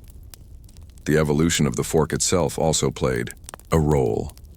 Early forks with only two narrow prongs were limited in function. They could lift soft food but not grip it firmly. Over time, makers added a third and eventually a fourth tine, which allowed diners to pick up food more securely. The curvature of the fork changed too. Flat tines gave way to a gentle curve, allowing for both piercing and scooping. The modern fork, as we know it, began to take shape in the 18th century, though it would take another 100 years to become truly ubiquitous. Outside of Europe, the fork's journey varied. In the Ottoman Empire, forks were known but not widely used for eating. In China, the chopstick reigned supreme, far older, more agile, and culturally embedded. In Japan, chopsticks were similarly dominant, and forks arrived only in modern times, often as a result of Western influence in the 19th and 20th centuries. In India and the Islamic world, eating with the hands, especially the right hand, remained both a practical and a spiritual norm. In those cultures, the fork's utility was seen as limited or even undesirable. So why did Europe change? The answer lies in a convergence of factors. Dining itself became more structured. Meals became performances of class, order, and identity. Hygiene concerns, though primitive by today's standards, slowly grew in influence, and as forks became cheaper to produce, they spread beyond the courts and into middle-class households. By the 18th century, European dining tables increasingly included a matching set of utensils for each person. By the 19th, the idea of eating without a fork seemed backward. And yet, even in this time of growing refinement, debate persisted. Should one use the fork in the right hand or the left? Should one switch hands after cutting? Which fork should be used for fish, for dessert, for salad? The fork became not just a tool, but a code, a social language requiring fluency. It was not enough to use it. One had to use it correctly. In this context, the fork's rise mirrors a broader transformation in European society, the move toward order, rationality, and the performance of civility. What had once been seen as unnecessary or foreign became, over time, a symbol of being properly European. To eat with a fork was to distance oneself from peasants, from foreigners, from the body itself. It was a small act with enormous symbolic weight. But not everyone adapted easily. In rural areas across Europe, traditional eating habits endured.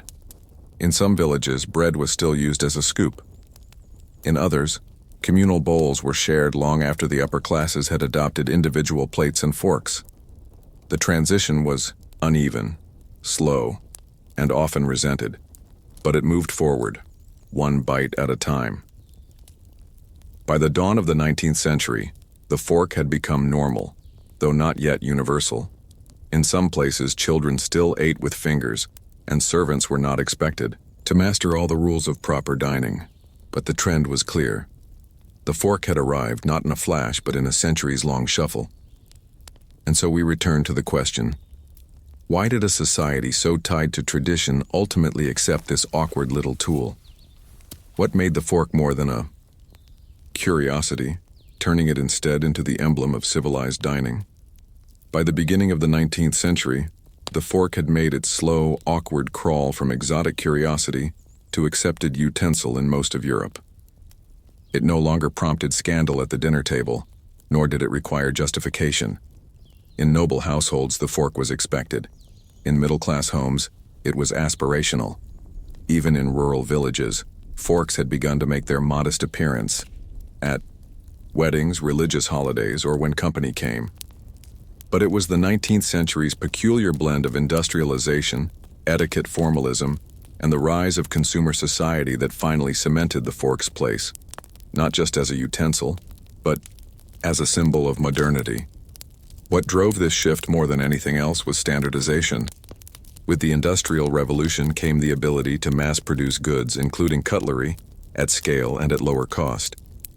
Before this, forks were often handmade by metal workers, and even a simple iron fork could be relatively expensive. A silver fork with fine detail and careful craftsmanship was a luxury item, but with the mechanization of metalwork, forks could be stamped, polished, and packaged for households at every level of society. This democratization of the fork coincided with a surge in dining formality. The Victorian era in particular witnessed a codification of etiquette that bordered on obsession. Manuals like Mrs. Beeton's Book of Household Management outlined not just what to eat, but precisely how, when, and with which utensil. Suddenly, a growing middle class, eager to demonstrate their refinement and distance themselves from the working poor, found in the fork an ally. Using it correctly became not just polite, but an affirmation of status, and the fork multiplied. Not content with one standard model, the 19th century table began to fill with specialized variants: fish forks, salad forks, dessert forks, and even pickle forks, all with slightly different lengths, tines, and curvatures. This specialization wasn't necessarily practical, it was ceremonial.